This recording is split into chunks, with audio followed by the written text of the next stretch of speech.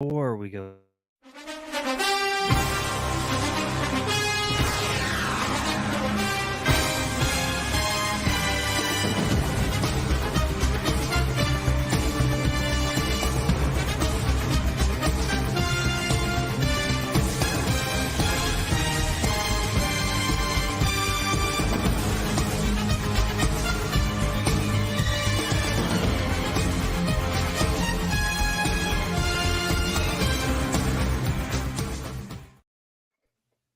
God damn, that music hits. I do love that music. Yeah, Mike, I did that more for you because that's more of an NFC type of thing, isn't it? Yeah. That Actually, NFC I'm on pretty Fox. sure that's my ringtone still at the moment. Ringtone? You have a ringtone? Oh, hey, Jesus. guys, by the way, we're Wait. culture shocked. Oh, yeah. Hey. Hey. Now you have a feel of what it's like every time we record. Yeah. We forget to introduce ourselves until a half hour into the podcast. Hello, Half guys. hour, that's optimistic. Welcome back to Culture Shocked. If you are a returning viewer, if you're a first timer, Oh, yeah. what up? As you can see from our gear here, we're just a couple of Steeler fans, right, Mike? Yeah. We're just a couple of Steeler fans. I mean, I got this here in the corner. Everybody has a second team, you know. Yeah, of course, and everyone has an autographed helmet of their second team. Yeah. Guys, yeah, but we're gonna put a bow on the another wild NFL season, 2023. Yeah. I think a weird one, like always. Do we remember? Unfortunately, I didn't go back and check out. I wanted to listen to our preseason episode. I do know at one point, to pat myself on the back, of course, immediately. I do know at one point I said I called Chiefs Niners for my Super Bowl. I either changed that to like Bengals Niners or I changed it to Chiefs Niners. I can't remember which order, but Chiefs Niners was in there, and I know it's not like a shock because going into the season, Chiefs were the AFC favorite. Niners were probably 2 under the Eagles. I think I put the Niners in almost every time we did a prediction for the Super Oh Bowl. yeah, no, I think aside from like that weird little like 3-game stretch where the Niners looked like crap, I think we all kind of had them as the best team in the NFC. Yeah. And then all of our favorite AFC team, the Pittsburgh Steelers.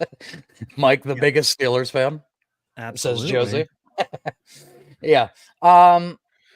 So I guess a good place to start, if you guys want to go check out our thoughts throughout the regular season, we have a couple streams. We didn't do every week or anything, but a couple intervals throughout the season, we have our thoughts. So I think the best place to start here, let's get right into some controversy. Let's go to San Francisco, talk about the Lions-Niners game. Now, I was at work when this all happened, so I was just seeing the craziness unfold from a screen about 30 feet from me. I should have brought my binoculars into the casino. Yeah, but I could kind of see the game, but pretty much the Lions started this game like the perfect offensive game plan. Like they were running San Francisco out of their own stadium. They took the they took the fans out of the game immediately. They looked hot. I thought for sure my prediction was going to come true. The Lions were going to go all the way through. I thought for sure that almost the whole game. I thought that. We thought Detroit Lions tattoo guy was one step closer to getting his dream. Yeah, poor guy. This is the thing. At least one Detroit team did it. As big as we've been on the Lions all season, there's been one glaring issue with them pretty much the entire year, aside from a couple games here and there, is they've played one really good half of football every game, and then they just kind of the other half they don't show up. And most teams that worked for them because they got so far ahead, but you know you can't do that with a team like San Francisco. Right, the Niners aren't every other team. They're yeah. And actually, it almost caught up to them against Los Angeles too. The Rams, if they had managed to do more than to kick field goals in that game, the Lions wouldn't have even been in the championship. Absolutely. Yeah, the Niners are a team to be feared. And why? Because of stuff like this. He just did that to our Sky. You gonna go have fun now? Yes. I love that man so much. Easy. He keeps it light every game. He does. If anybody deserves a Super Bowl, besides the Purdy's a feel-good story. That would be great. If anyone deserves a Super Bowl, Kittle's up there. I think CMC also deserves I was gonna If- say, I think out of everybody on that team, CMC is the one I'm rooting for a ring. I just love Kittle. Okay, he has personality. No, yeah, I mean, I've always okay, liked Kittle. yeah, true, and it's not one of those like jockey annoying type personalities. It's just he's No. funny. He decided to catch the spike from McCaffrey. Fair catch. And he fair caught it, which was smart. What did he do with it? Oh, he gives it to the GOAT. I mean, Nice. Respect.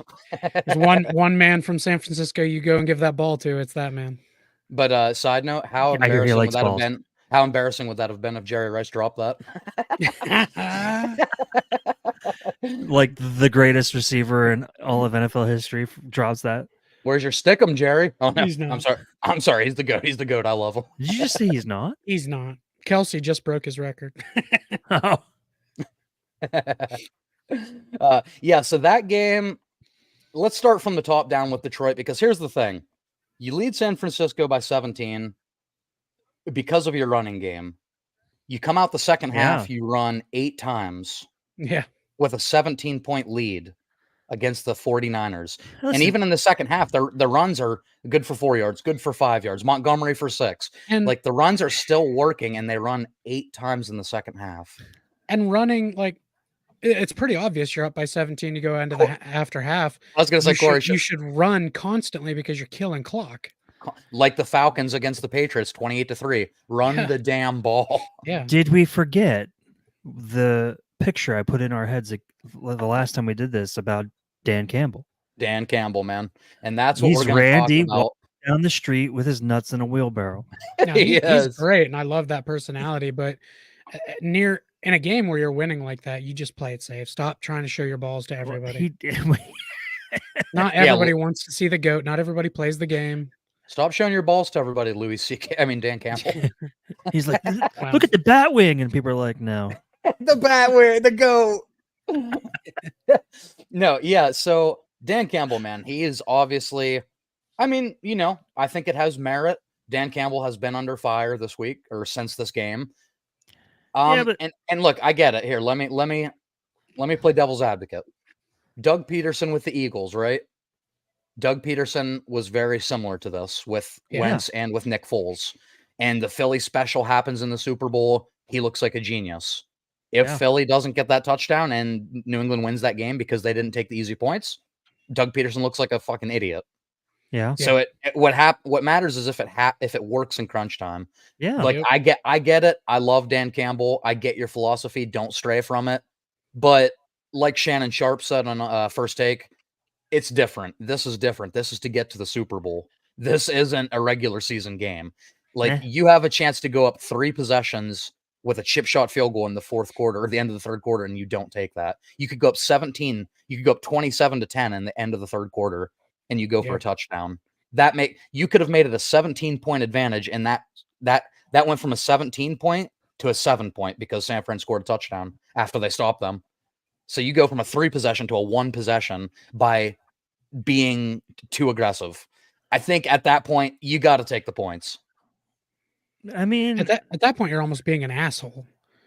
Oh yeah, It's not even really conservative. It's like, let's see how many points we can embarrass these fuckers by. okay, so this kind of goes back to my thing. I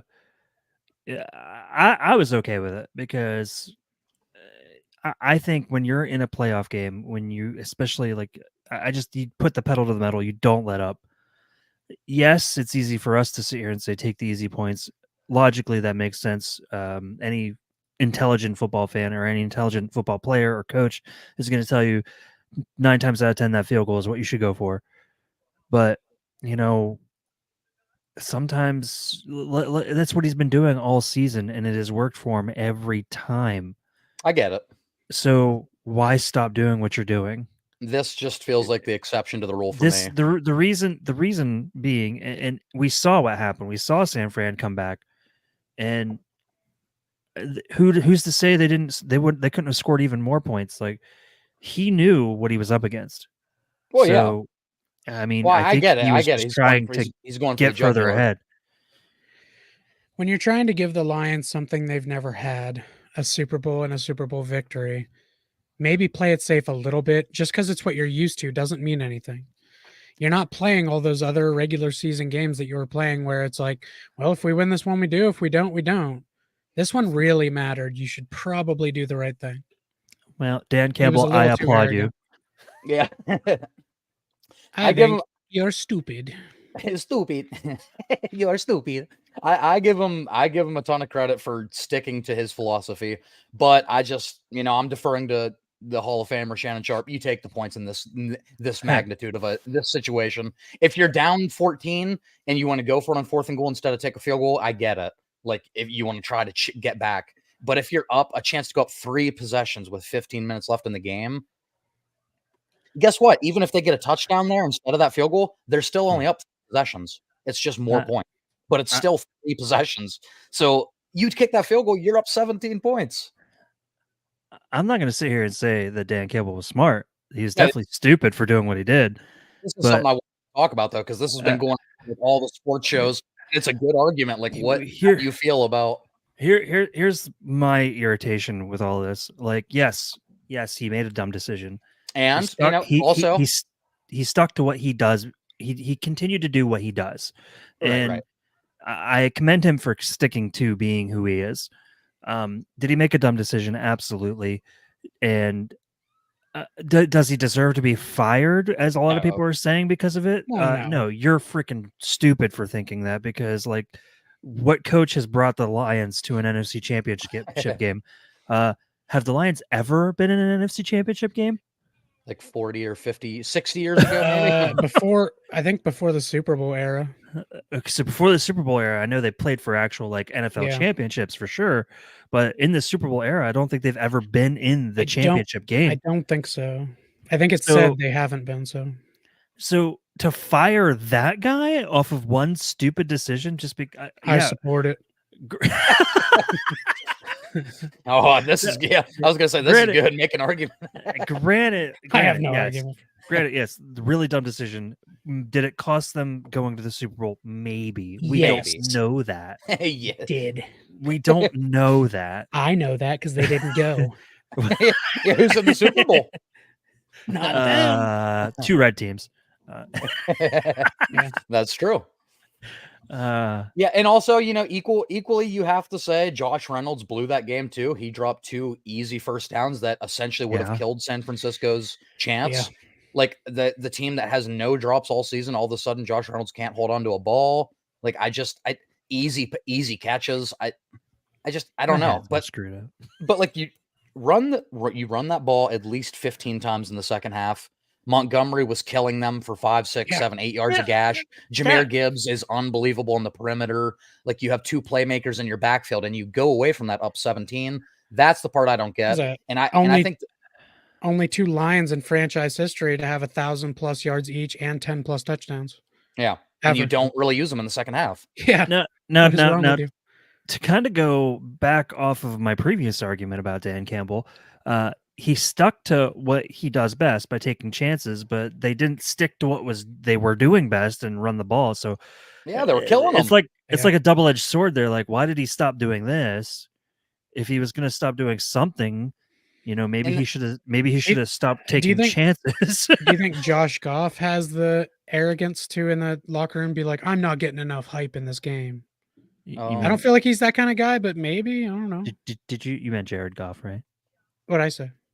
You said Josh. Oh, you said a dude from our hometown. Oh, Josh Goff. That guy. Yeah, Jared Goff. Yeah, Jared Goff. He means a liability at cornerback, Ryan Gosling. Yeah. Hey, and now a liability. Now a liability at quarterback.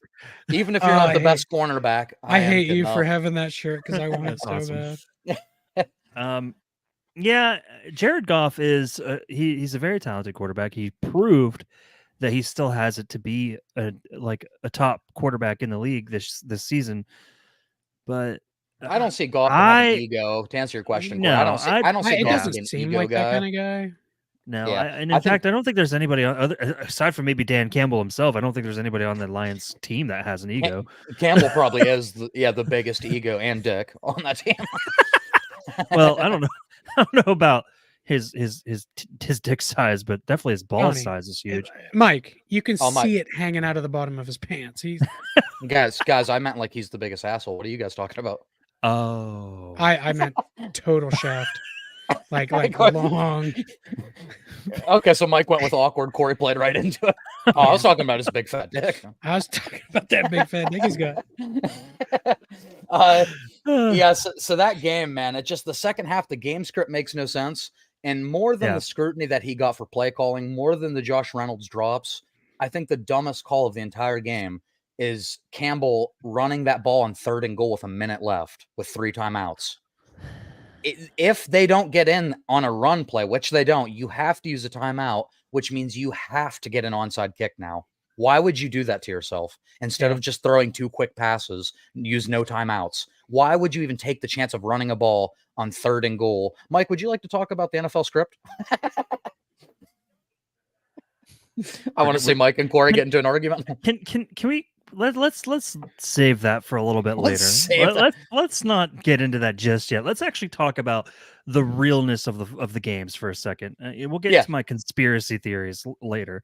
But real quick, we're 16 minutes in. Naturally, we didn't address the elephant in the room because it always takes us 20 minutes to address the first thing.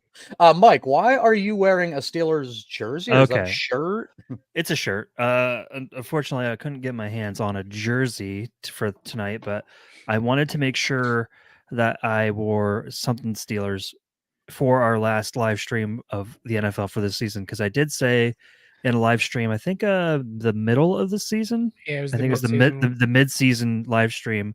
It's probably the one with CJ Stroud with Tom Brady. If you guys want to watch it, it's the thumbnail with Tom Brady as Jesus anointing CJ Stroud. If I said that, I argued that the Steelers weren't going to even make it into the playoffs. I think somehow it was like if they get to the Super Bowl, and then they talked me down into like I was like I tell you what, we tricked you. I tell you what, I will wear Sucker. a Steelers jersey even if the Steelers make the playoffs, because I mean Kenny Pickett was the starter. He was garbage. He is garbage. Is garbage. Nobody saw Mason Rudolph coming in and fucking guiding the sleigh into the playoffs. I mean, me and Adrian knew. That's why we made the bet. Oh, okay. Yeah, of course. But you have Mason Rudolph on your roster. That is why I'm wearing a Steelers shirt. This is mine, by the way. We went out and got it tonight. You went and bought it just for you went and bought one. Do you know how hard I tried to get like a Taylor Swift Eras Tour shirt to wear for this? Oh my god, that I tried so hard. That would have cracked me up so much. Awesome. I want to discuss that too in a little bit, but we'll get to that as well.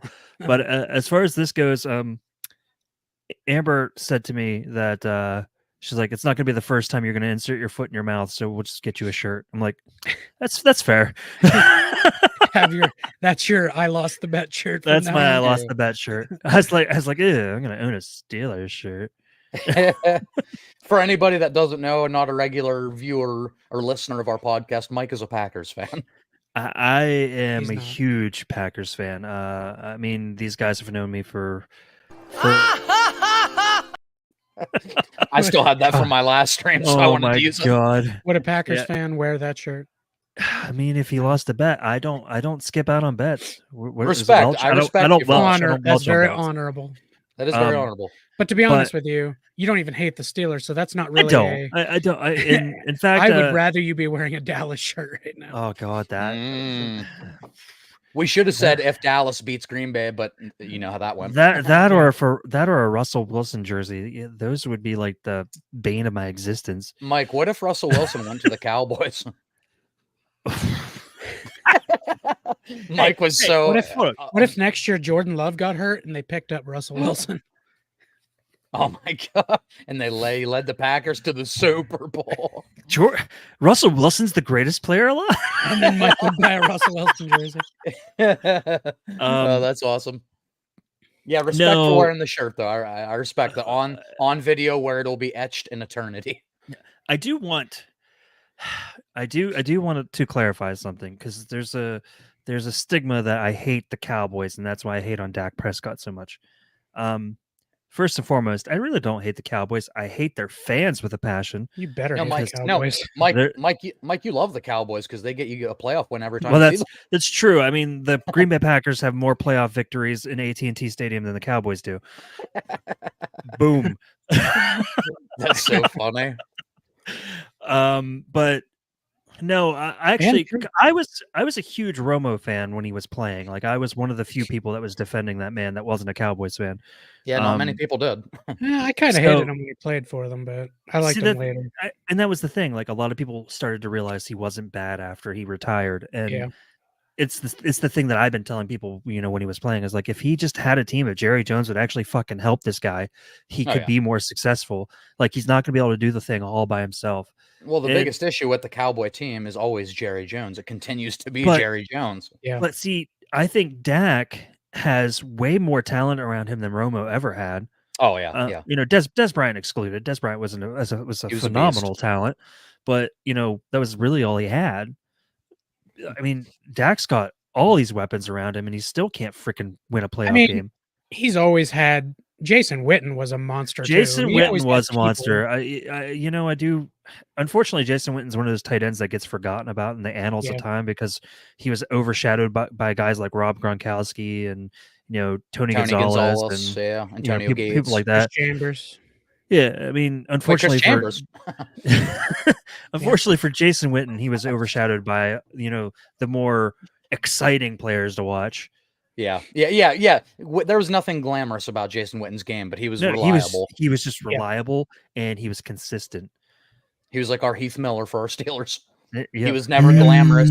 Yeah. Heath ain't gonna he might not make the Hall of Fame or anything, but he was he will super consistent. You think? Yeah, he'll make the Steelers Hall of Fame. Yeah, there you go. He's already in the Steelers Hall of Fame. But yes, I don't hate the Steelers. I am one of the few non-Steelers fans that doesn't hate them. I just they're in the AFC. I don't care. I just really don't care. Yeah. As long as they're not the Chiefs, Mike. And the fellow Steelers fans that I talk to around here anyway, like the very few that I talk to, when I do get to talking about football with them, they're not stupid. Like they're usually pretty realistic thinking.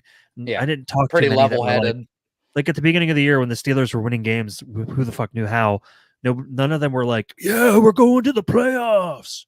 I know there were some Steelers fans. I tend to veer away from people like that because the whole year, every time they won a game, I was kind of like that guy that got away with it, and I'm like, "Oh god, how did I get away with that?" Yeah. And then another week would go by, and they'd win another game. I'd be like, "Has nobody noticed yet?" And then they did it 8 more times. I forgot. Felt like I was getting away with something. Like non-Steelers fans could watch those games and be like, this team is atrocious and somehow they have a winning record. Yeah.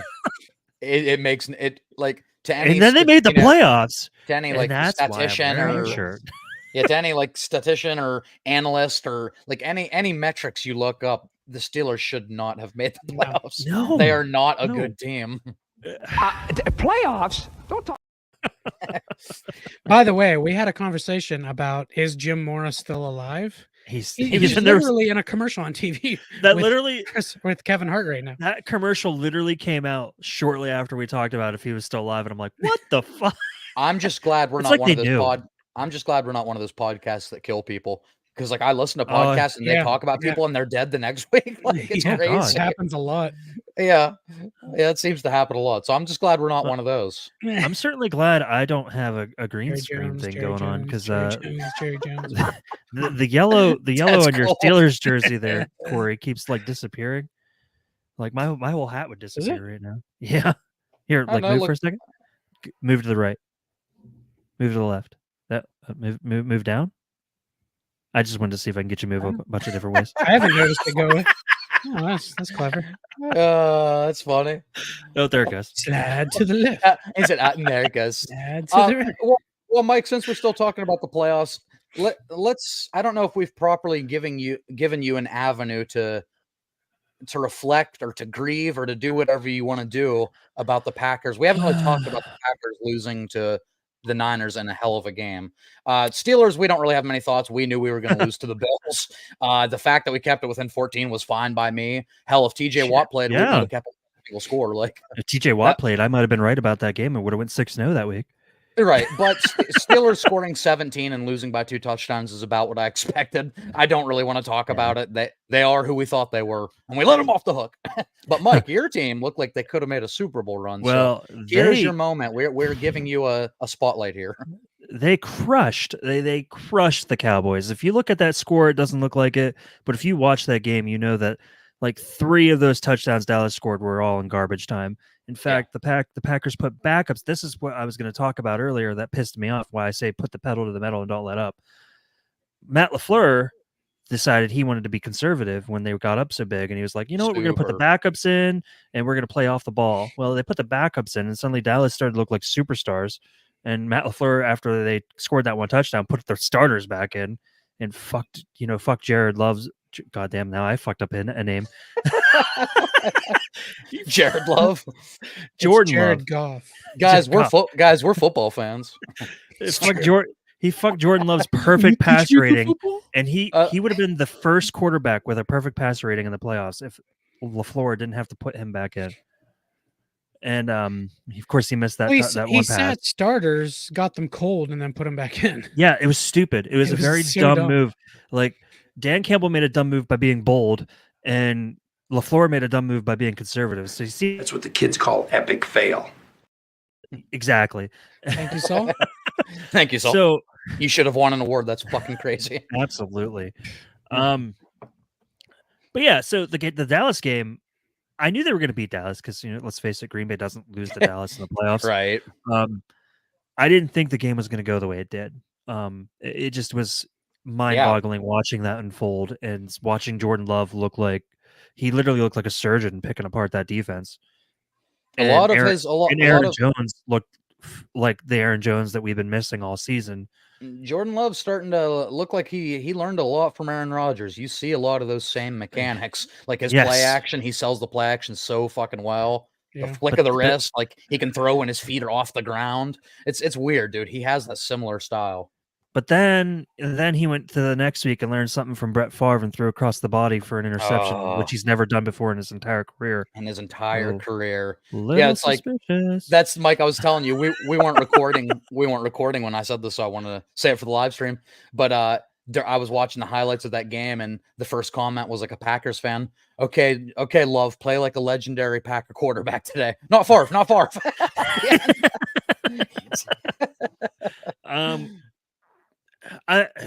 Regardless of my conspiracy theories about the NFL being rigged, to talk about the 49ers game, I went into that game thinking that Green Bay was going to lose. I didn't think even Green Bay stood a chance. Right. Because in my opinion, with CMC, with George Kittle, with Deebo Samuel and Ayuk, and then Brock Purdy had looked phenomenal all season. He didn't really look that good against Green Bay until the second half. Right. And frankly, I don't blame Brock per se. I think that the rain played a factor in he had to get used to what he was doing, because that rain was screwing up everybody. Like people were slipping and falling on the field. The weather has really messed people up in the playoffs this year altogether. Yeah, it's been a weird year for weather.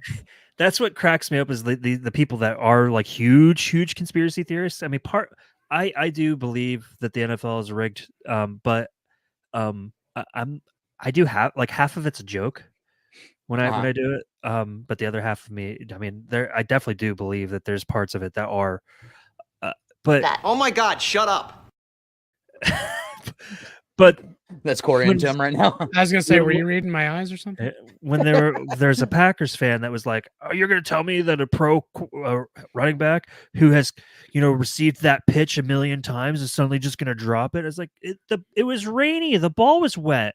Yeah, something like that's a dumb argument. That happens all the time. Yeah, like mistakes happen. Yes, they're professionals, but I mean, shit happens.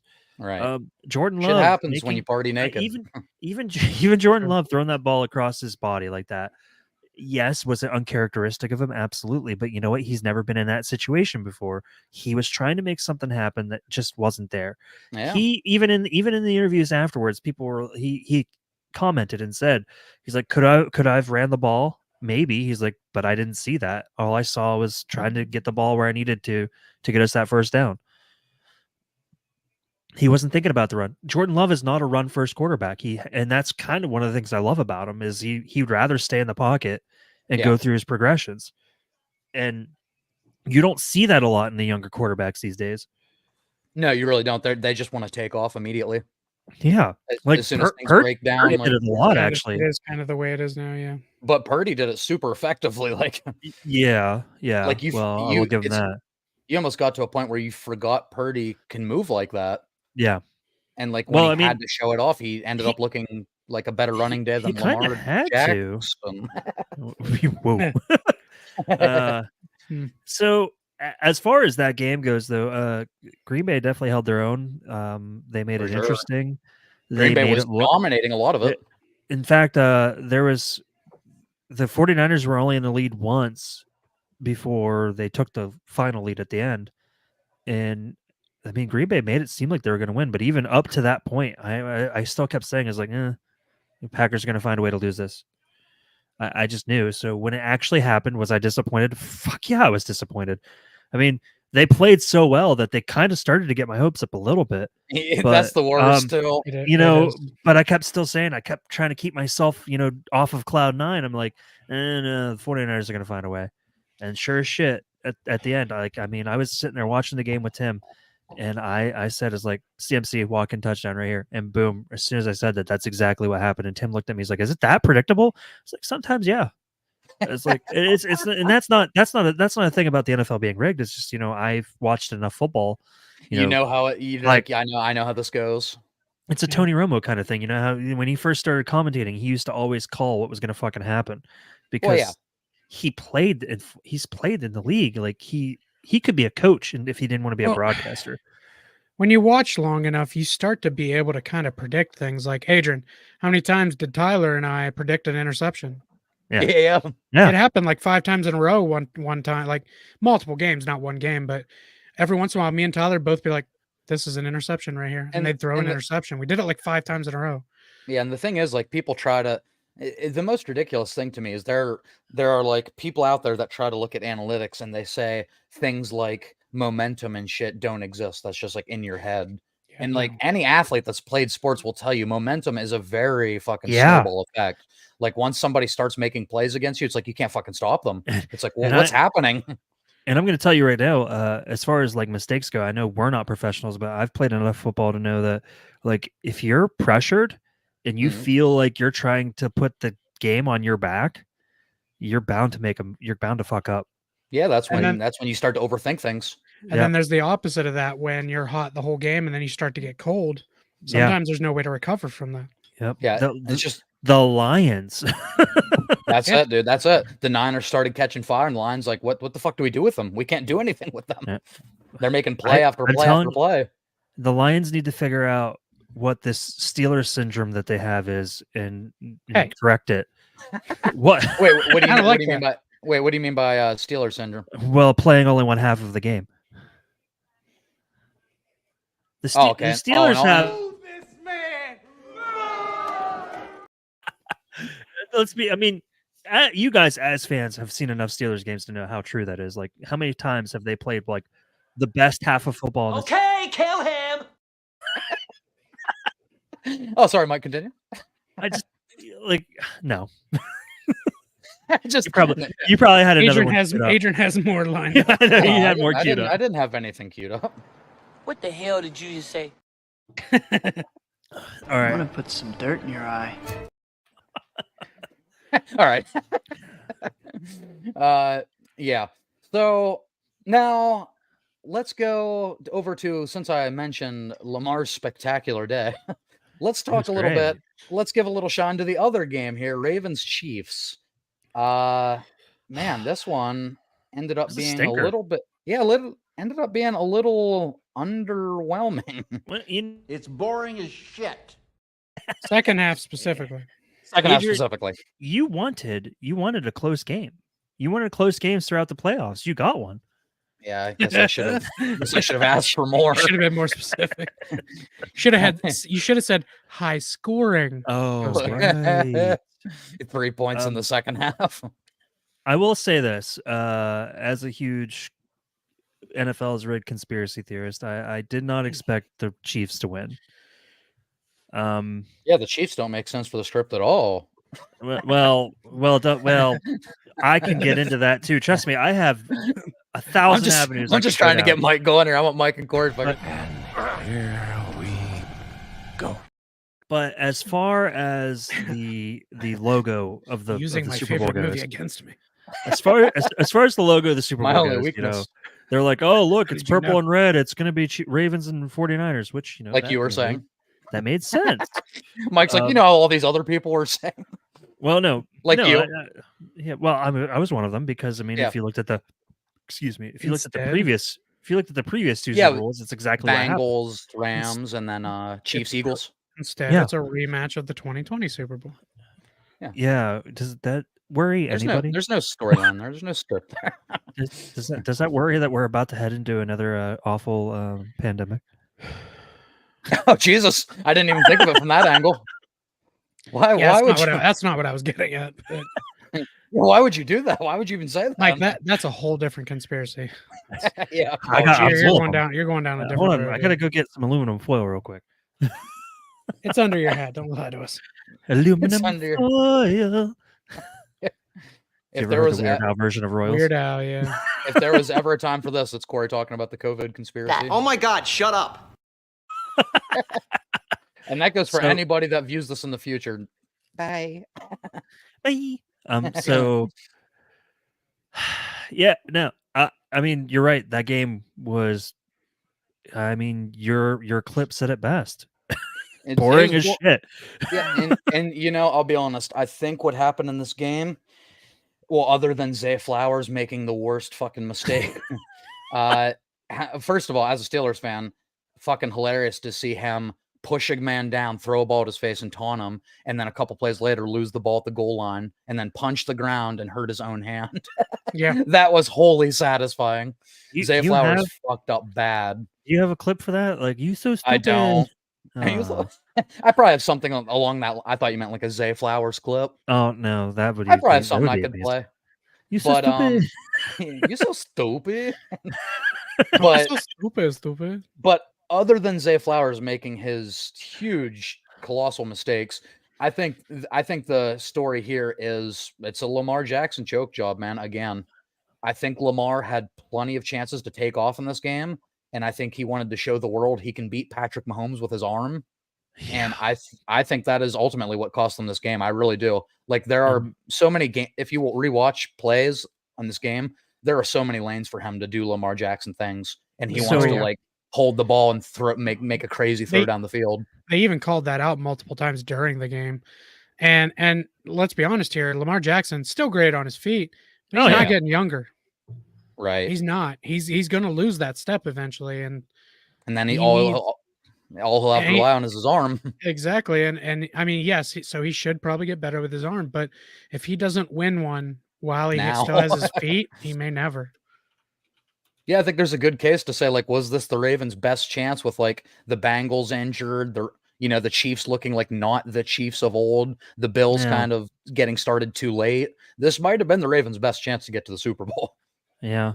And that's kind of like the same thing that Dan Campbell said to his team, that it's going to be a lot harder next year to get to where they got to, because their strength of schedule is going to be harder. They won the division, and Goff's not getting any younger either. So no. And I'm gonna. What I was gonna say earlier that I didn't get a chance to is I don't think Jared Goff's the kind of guy you can put the game on his back. Like he's not a game manager. He's a good quarterback. Yeah, I would not classify him as a game manager, but he's not I'm gonna do everything and like watch me now kind of quarterback. Absolutely. He's not Mahomes. He needs the team, and there's only a few quarterbacks in the league that have ever been that kind of person. And you know what? Yeah. Even those kind of quarterbacks, like Mahomes, has been fortunate enough up until this season to have a good supporting cast around him. Oh, yeah. The only reason the Chiefs have gotten to where they are now is because of Mahomes and Kelsey, really. Taylor Swift. Taylor Swift. Oh yeah. See, I forgot about Taylor. Shit. Yeah. But no, seriously, I think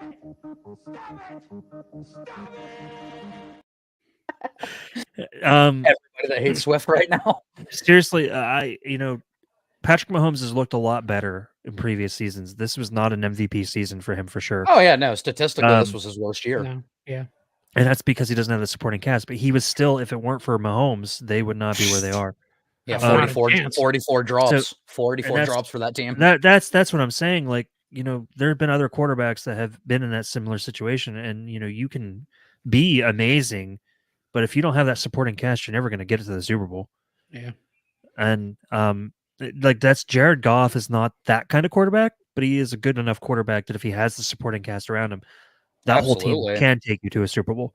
Yeah, like Stafford, I think is a level above him, but Stafford. I agree. Where Stafford is more of a I can take this game over though. Like when he gets hot, With Stafford's got He a fucking did. arm.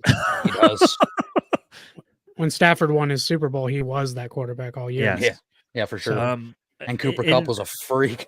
Yeah. You don't Oh, always yeah. need that. You don't always need that quarterback on your team. I mean, there's been Yeah. teams that won the Super Bowl Trent without. Dilfer. Exactly. That's where I was going. I think that's Remember where most him, people guys? go right away. Trent Dilfer. Remember him, guys? No.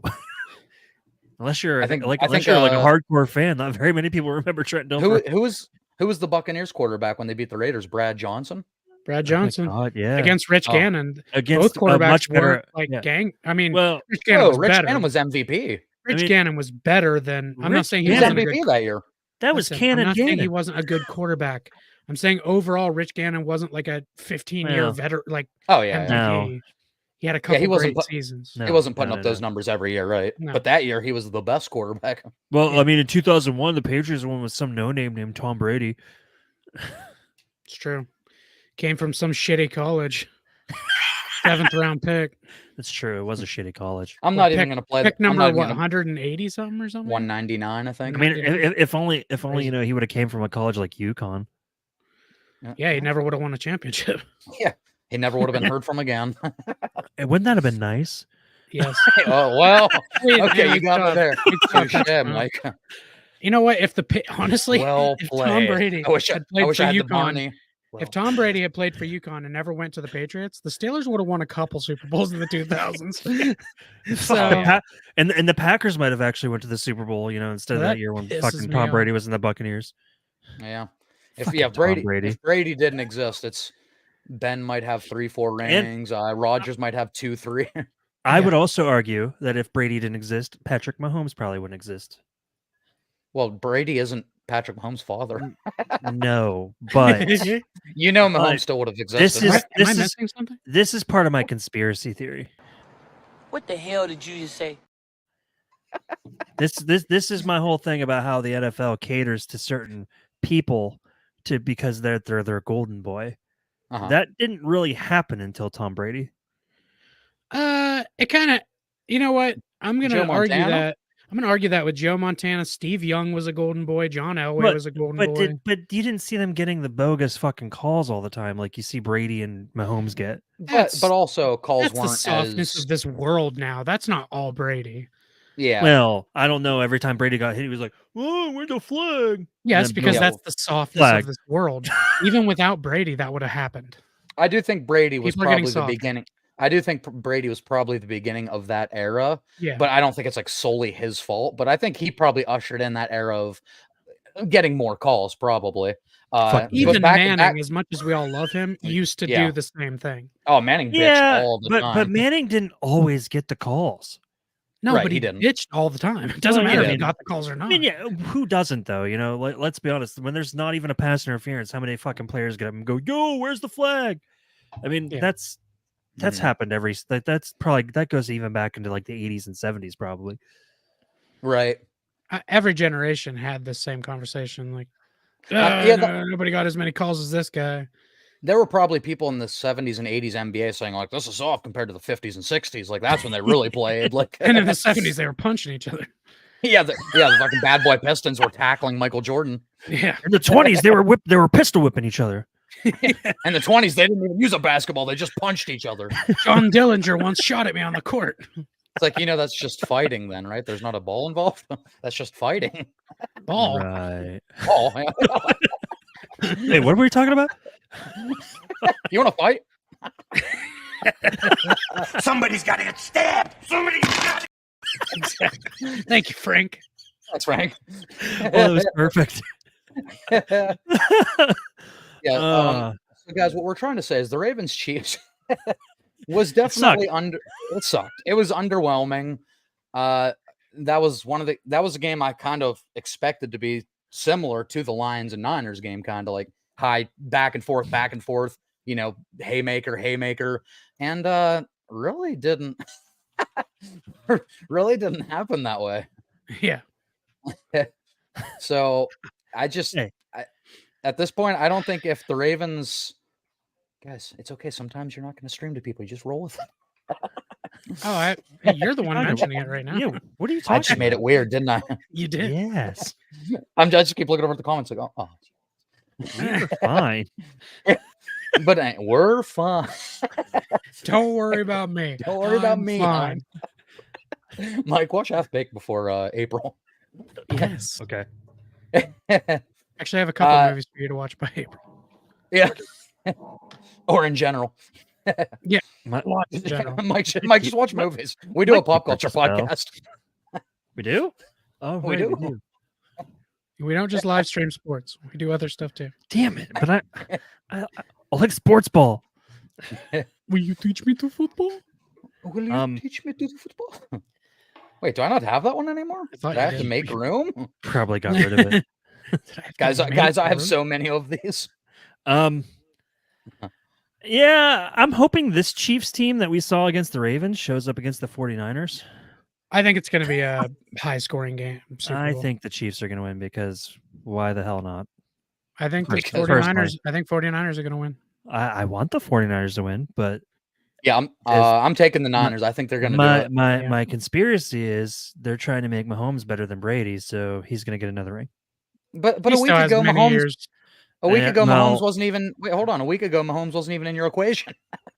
I know. And now the look, script is Mahomes is going to be the goat. listen to me. How Well, the fuck is I've always said that. No. How the fuck does a team like the Chiefs this season get to the Super Bowl? You fucking tell me that when they go up against the teams like Ravens and the Bills. Hard work and Bills were perseverance, Michael. bullshit. Corey already And told you, Taylor Swift. Blood, sweat, and tears. Wait. And Andy Reid's probably retiring after this season. Anyway. I could come up with 8,000 reasons, Yeah. like things that were like that with the losing team of all the Super Bowls. Everybody Here we go. Jason- always points out this bullshit, like, oh, that's a coincidence. But there's Jason so many Kelsey didn't coincidences announce he was nobody- going to retire until there's after so they many lost. coincidences that nobody hears about because it was the losing team, and who gives a shit? It Okay, happens so all the time. What big name on any of the losing teams was going to retire other than Jason Kelsey? Exactly. I can't name any because nobody hears about them. 'Cause I'm nobody saying cares in the about background, them. there are people who retire and get traded from teams Yeah. who, if they had won, people would be like, oh, Because that's ironic. Oh, Nobody scripted. cares Isn't it about ironic? them. Andy Reid's a big name. He's a big Jerome boy. Bettis was a big name. He's a big boy. Okay. Oh, Yeah, it's- okay. I hate that one because Jerome Bettis didn't say he was retiring after that season Yes, he did. Yeah, he Till- did. till Yes, they he made did. the playoffs. No, he said they were going to. I'm pretty sure He he said said, before that. I might retire after this season. I might be done. And then he as soon didn't as they made the guarantee that. playoffs, Ben's like, "I'm going to get you to the Super Bowl. We're going to win that trophy." Yes, and he you're didn't and even you're in town." announce officially he was retiring till they were going to the Super Bowl. He said in a speech at the AFC Championship game, "This will be my last game. The bus stops in Detroit." He didn't retire. He didn't announce it till the game before the Super Bowl. Okay. I love it. I mean, yeah, you're right. It could be a Plus, coincidence. Jerome Bettis, was he the golden boy? He No, was no, not no, the no. golden boy. He wasn't even the It's best not, running it's back. not always about being the golden boy. I'm just No, like okay, they okay. cater. Well, there's No, only they- one they- golden boy. yeah. There were I agree better. with there's hold on, only- hold yeah. on, hold on, There hold were on, better, hold more on, heartfelt, emotional stories that year than Bettis winning in Detroit. In 2005, Tom Brady was still the golden boy. I mean, Yeah, he was yeah. he was the golden boy for fucking 20 years. Well, then that's my Like, point. But they Well, can't make it. They can't make it obvious and have him win the Super Bowl every year. Then that'd be too obvious. Oh yeah, that's what they were thinking.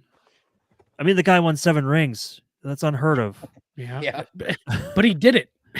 Get over He did. it. He did do It it. was not scripted for him to win those. He won them. Get over it. So 2001, after 9/11, the Patriots suddenly were good.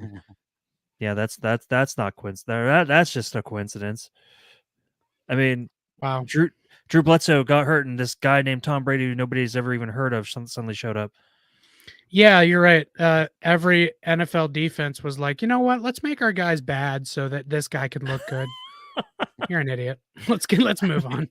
I mean, there's the tuck rule, which happened that season. Oh, the fucking tuck rule. I mean, that one they've changed that because of how fucking bullshit that rule is. Okay, they change rules every year, Mike. Wait a second. Tom Brady went to Michigan? Yeah, There's and so an did M Charles in Woodson. America. So Charles Woodson, who was also part of that tuck rule, went to Michigan. He did, yeah. Yep. Poor Charles Woodson. At least he got one ring. Oh, no, he didn't. When did he get a ring? Oh yeah, that's right. That's Super Yeah, Bowl he doesn't exist to you never- guys. Charles Woodson broke his collarbone in that game, and Steelers came back to win. Mike That's how I remember it. Mike Wallace caught that pass on fourth Oh, down. right. That was such a dumb pass. Yeah. Hey, we already lost the game. Okay. Can you stop throwing it in our face? I always say that the last fucking drive of that game, none of the offensive play calling made any sense. Any sense, dude? Heath Miller picked up a first down right away. It's like, okay, we're in business. This is gonna be good. And then just 4 of the worst plays. We got Mike Wallace. Let's do a button hook. The fastest receiver in the NFL. You know why? Game script. Scripted. The NFL, Packers win. Of course they do. The NFL might have been ending. What better way to end it than with the most historic franchise of all of football? Exactly. See, I'm not even like my team benefited from it once. I'm okay with that. For the record, I love this because I am, for people that don't know, I'm firmly entrenched on the fence here between Mike and Corey. I am somebody who does a lot of sports betting. So to me, I believe like, is there any script writers that know who's fucking winning the Super Bowl before the NFL season starts? No. Like halfway through the season, do they know who's winning the Super Bowl? No. But I think game to game, outcomes are influenced, over-unders are influenced, points over-unders are influenced. While people are live betting wherever the money's going. Like the Chiefs-Ravens, they score 24 points in the first half. Everybody's smashing the over, smash the over, smash the over. This game's going crazy. 3 points in the second half between the Chiefs and Ravens. Like how much money that seems crazy to me. How much money would somebody have won if they bet it at the beginning of the game for the Lions to win by a large margin? Oh, at the beginning, like when it was 0-0? Yeah. Oh, I don't know. I'd have to go back and look at the odds, but like, yeah.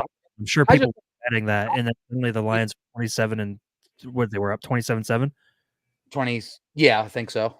And then suddenly the 49ers come back and your audio keeps cutting out. Yeah, your audio is cutting out for a second. Yeah, we can't hear half of your sentences sometimes. What? I heard what?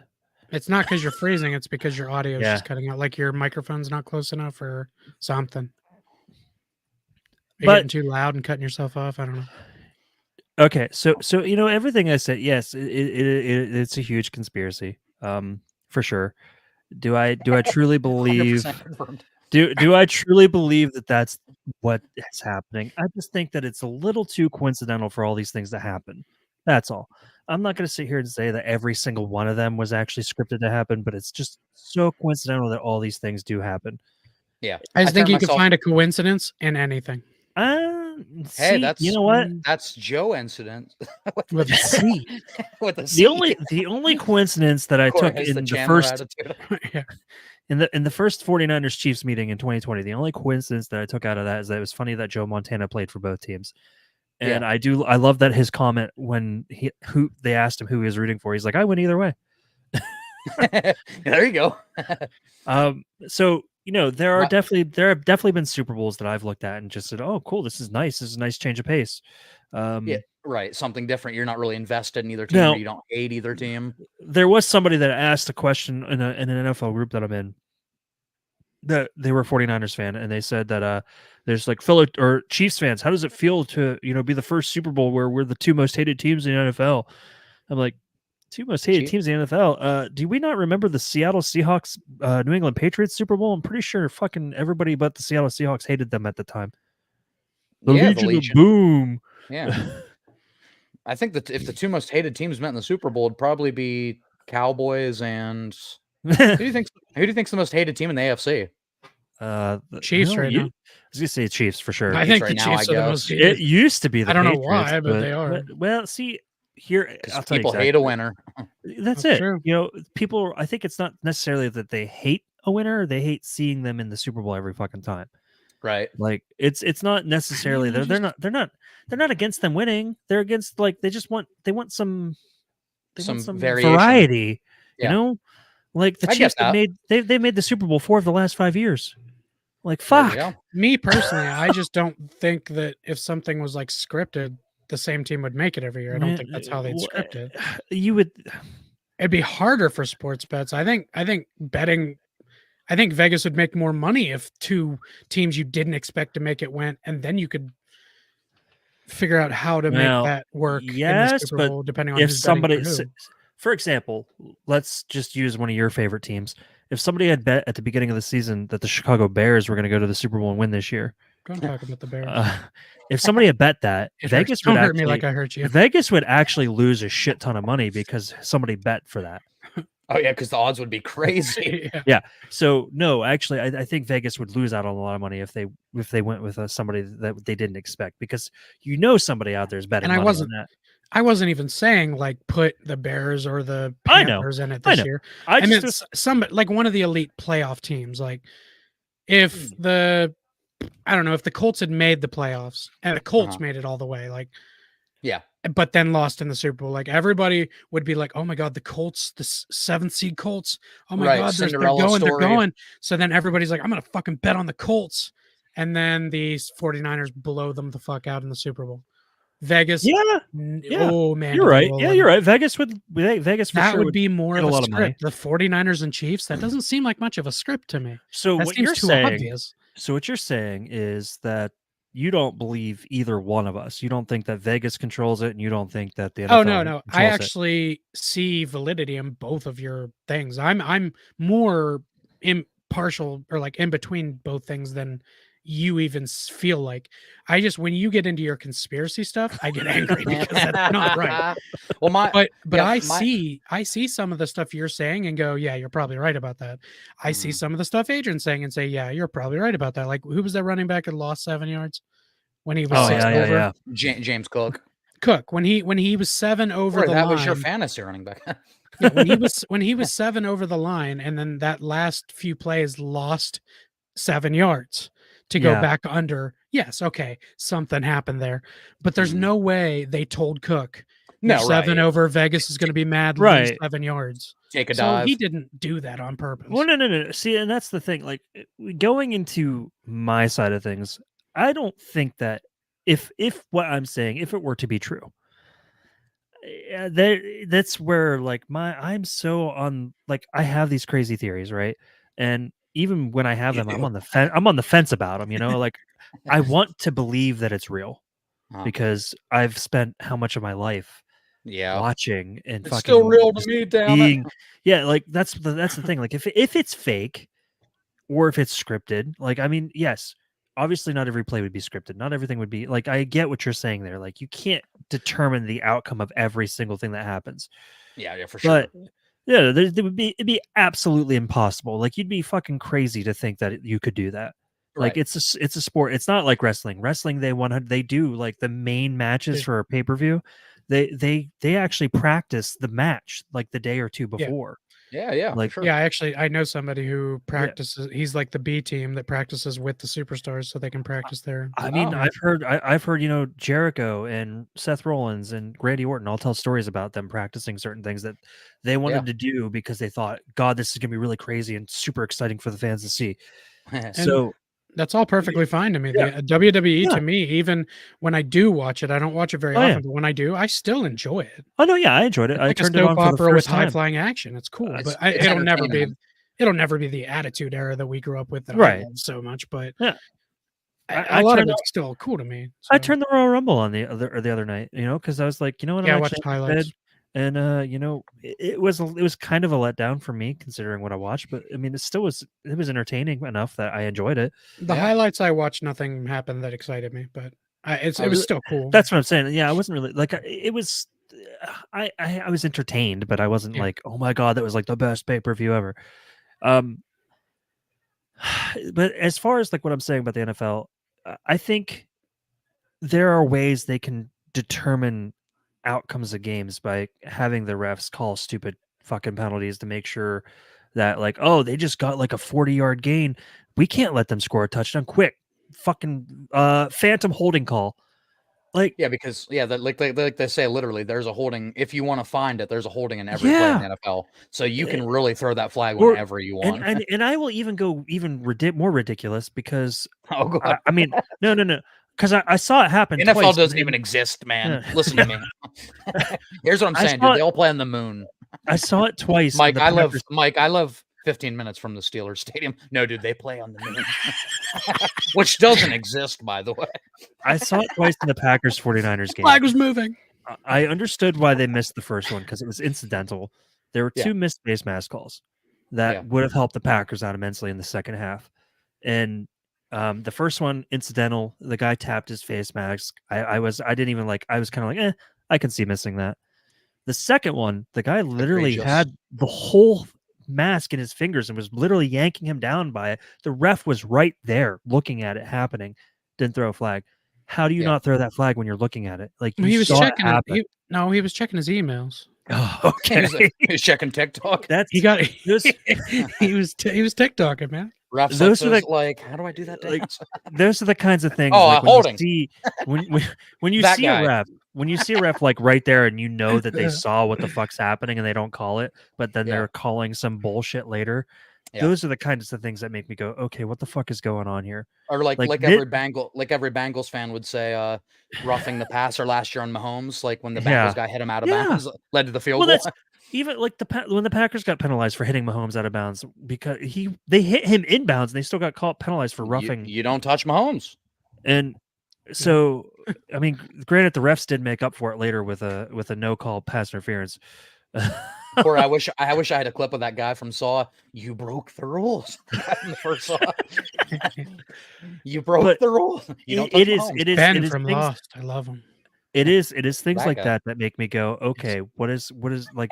There's something going on because especially this year alone, that's my thing. Compared to every year that I've watched, this year alone, there were so many bad calls. Like they were 10 times worse than they've been. Yeah, and it's like that's why I'm saying like if it is them fixing the games, they're not even trying to fucking be sneaky about it anymore. Yeah. Yeah, my whole thing is like I don't care about the outcomes. Money rules the fucking world. It always will. Yeah. And they want to make their money. And the biggest way they make their money isn't, on this conspiracy shit. It's on these flags that they can throw that can affect over-unders and can affect the final score of the game. That can turn a touchdown into a field goal that might not let the team cover the overs, or that might, let them get a phantom face mask call that lets them get another chance for a touchdown. So they hit the overs. And like, that's my biggest thing is Vegas is going to make their fucking money. I'm not saying games are scripted. I'm not saying every single game has like referee calls that are bogus that come from Vegas, but certain games that are highly viewed and that have a lot of money on them, I think maybe some calls come in. It's like, hey, we can't let this game go over. It's in the fourth quarter. Throw a flag. Yeah, I can't let them score that touchdown. I will agree with you on that, but I would also argue that controversy and conspiracies actually do make more money for the NFL because you're going to get more people tuning in to try to be like, what? What do you mean? Like, and then you get people like Corey. No, I mean, I know Corey said that he's actually kind of in the middle of it, but you get people like Corey that are going to defend it. Like they're going to legitimately, even though they're seeing these things happen in front of their eyes, they're still going to defend it because they're going to be like, no, there's just no fucking way. And you're like, listen, Corey's green screen was going crazy. If 10 years from now, a bunch of retired refs come out and admit they were doing this, I'll 100% admit I was wrong and maybe even stop watching football. But I don't believe there's so many refs that have earpieces that are like, Vegas called, bro. call Well, that, throw I that believe- holding call. I believe I some believe of them there do. might be. I believe there are a couple because I that's always been the case. Look up Tim That guy- Donaghy that for guy- the NBA Yeah, that guy. He did that so much for the Lakers. he did it for the Lakers, and he did it because he Listen, we're learned Lakers sports betting fans. and he figured out how to make money. The We're dude was Lakers making fans, money. and that Wait. Lakers Kings game was the most. That Was- whole Lakers Kings 2001 playoff series was the most Yeah. scripted, like the most rigged thing ever for the Lakers. crazy. I admit Are you that. calling this ref the Pete Rose of refs? No, he has a whole documentary about how he did Oh. this. Yeah. Oh wow. He outed himself. I don't He, think Tim Wow. Donaghy. he was making money through like mafia bookers, Yep. and he owed hundreds. He started with he would blow a call just to make some money off something he bet, and then this guy came in and said, "Listen, you're going to start doing this for me. You're going to make me millions of dollars. You're going to start doing the calls I tell you His to name do." was Tony Soprano. Well, yeah, he got so deep in with these bookies who were telling him, "You're going to make this game the way we say it." And because he was so far into owing these people and making millions, Yeah. he had to do it. Wow. And he was Like like, he was literally scripting calls with his horrible Like some, games. like some 41. He was in too deep. He was in too deep with a fat So- lip. Nice. I will. This is the last I'm going to say of this. We don't know what's in the NFLPA. Like we don't know what's in their contract. Yeah. We don't know what's in the ref's contract. We don't Yeah. know if there's like a silence clause in there that I they can't. didn't read it when I signed. Well, that's what I'm saying. Like, Probably we don't- should have read that. Probably should we have read that. don't we don't know if there's an NDA in there. There could be a thing in there that says they can't say shit about what's going on. I know that, but even Um, with NDAs, people are going to talk. Well, yeah. Eventually, somebody is going to come forward, and I do remember there was a player that did try to come out and say that the NFL is scripted. I And don't he's remember dead his now. name. Aaron Yeah. Hernandez.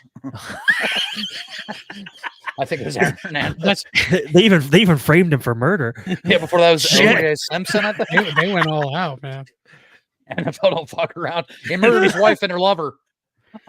Junior Seau was going to come out and they beat him over the head until he was Aw. stupid. Manny Te'o was going rest to come in out, peace, so they faked a girlfriend for him. Oh yeah, we're live. That's a messed up story, man. We can't edit this Te'o. out. Uh, All right, guys. Let's get to the Super Bowl. So let's get to all the Taylor Bowl. Let's get to the Swift Bowl. First of all, real quick, do you guys have any thoughts for your biggest disappointing team, biggest surprising team, anything like that you really want to shout out? The only thing I can really say is I cannot believe how fucking bad the Chargers were this year. Yeah, Just because I just- always feel like that team is loaded and they Justin never do anything with it.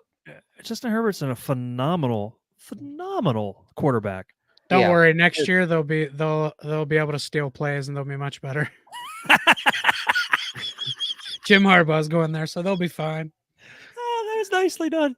Oh, you mean from the national champion Michigan Wolverines? Yeah, that guy. Hold on. Okay. Can I take like a What a little marker and coincidence! He's going to put the an NFL. and he asterisk won a beside that? championship with Michigan. Ooh, Mike, gonna- what do you think? I'm gonna put an And then he went asterisk. He went from the Wolverines, which he played for in college, to the Chargers, who he got drafted by in the professional league. Mike, What what a do you think? coincidence! I mean, it's scripted, so It's scripted. Chargers Super Bowl next year. I mean, what do you want from me? Actually, it's gonna be that Raven, I it's might gonna be- admit it's scripted if the Chargers make it's gonna be Ravens Chargers in the AFC Championship. game. Chargers Harbaugh's. go Oh, on. Actually, that's not too bad because I would really like to see the Chargers win one. The Super Bowl logo is just going to be a huge lightning bolt. Like, okay, this is fucking scripted, right? They're not hiding it at all. Corey's hold like, no, it's a coincidence. They No, thought still. maybe it'd be thundering during the Super Bowl. Where's the They're- Super Bowl next year? New Orleans? Never mind. Drew Brees is coming back. Nice. Drew Brees comes out of retirement and goes to the Super Bowl. I was just wondering if it was in Los Angeles because then I was going to say it was going to be a Rams Well, Chargers Super Bowl. Well, you know Patrick Mahomes. Let's go right into the Super Bowl. Why not the Patriots? Mahomes has a decided advantage in this year's Super Bowl because it's being played in Vegas, and the Raiders Stadium. I see Yeah, what you did there. That's a second home to. First of all, that's a second home to Mahomes, and second of all, Vegas. Ooh, Vegas.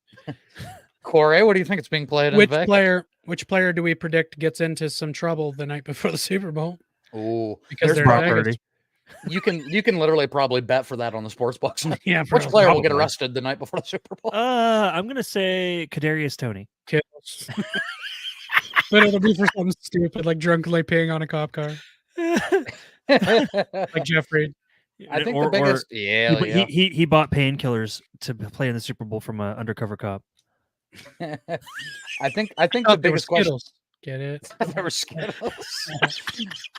I think the biggest question everyone's wondering about the Super Bowl is what color is the Gatorade going to be? Because that's one of the funnest like prop bets every year on those sports books. What color Gatorade's going to be? It's going to be probably yellow. Going to be red.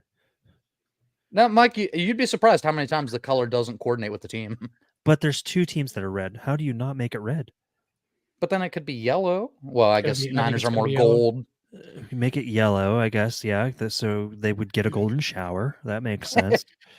Vegas. I think Andy Reid getting in a golden shower. Vegas gold. I think it's going to be yellow. Everything's gold in Vegas.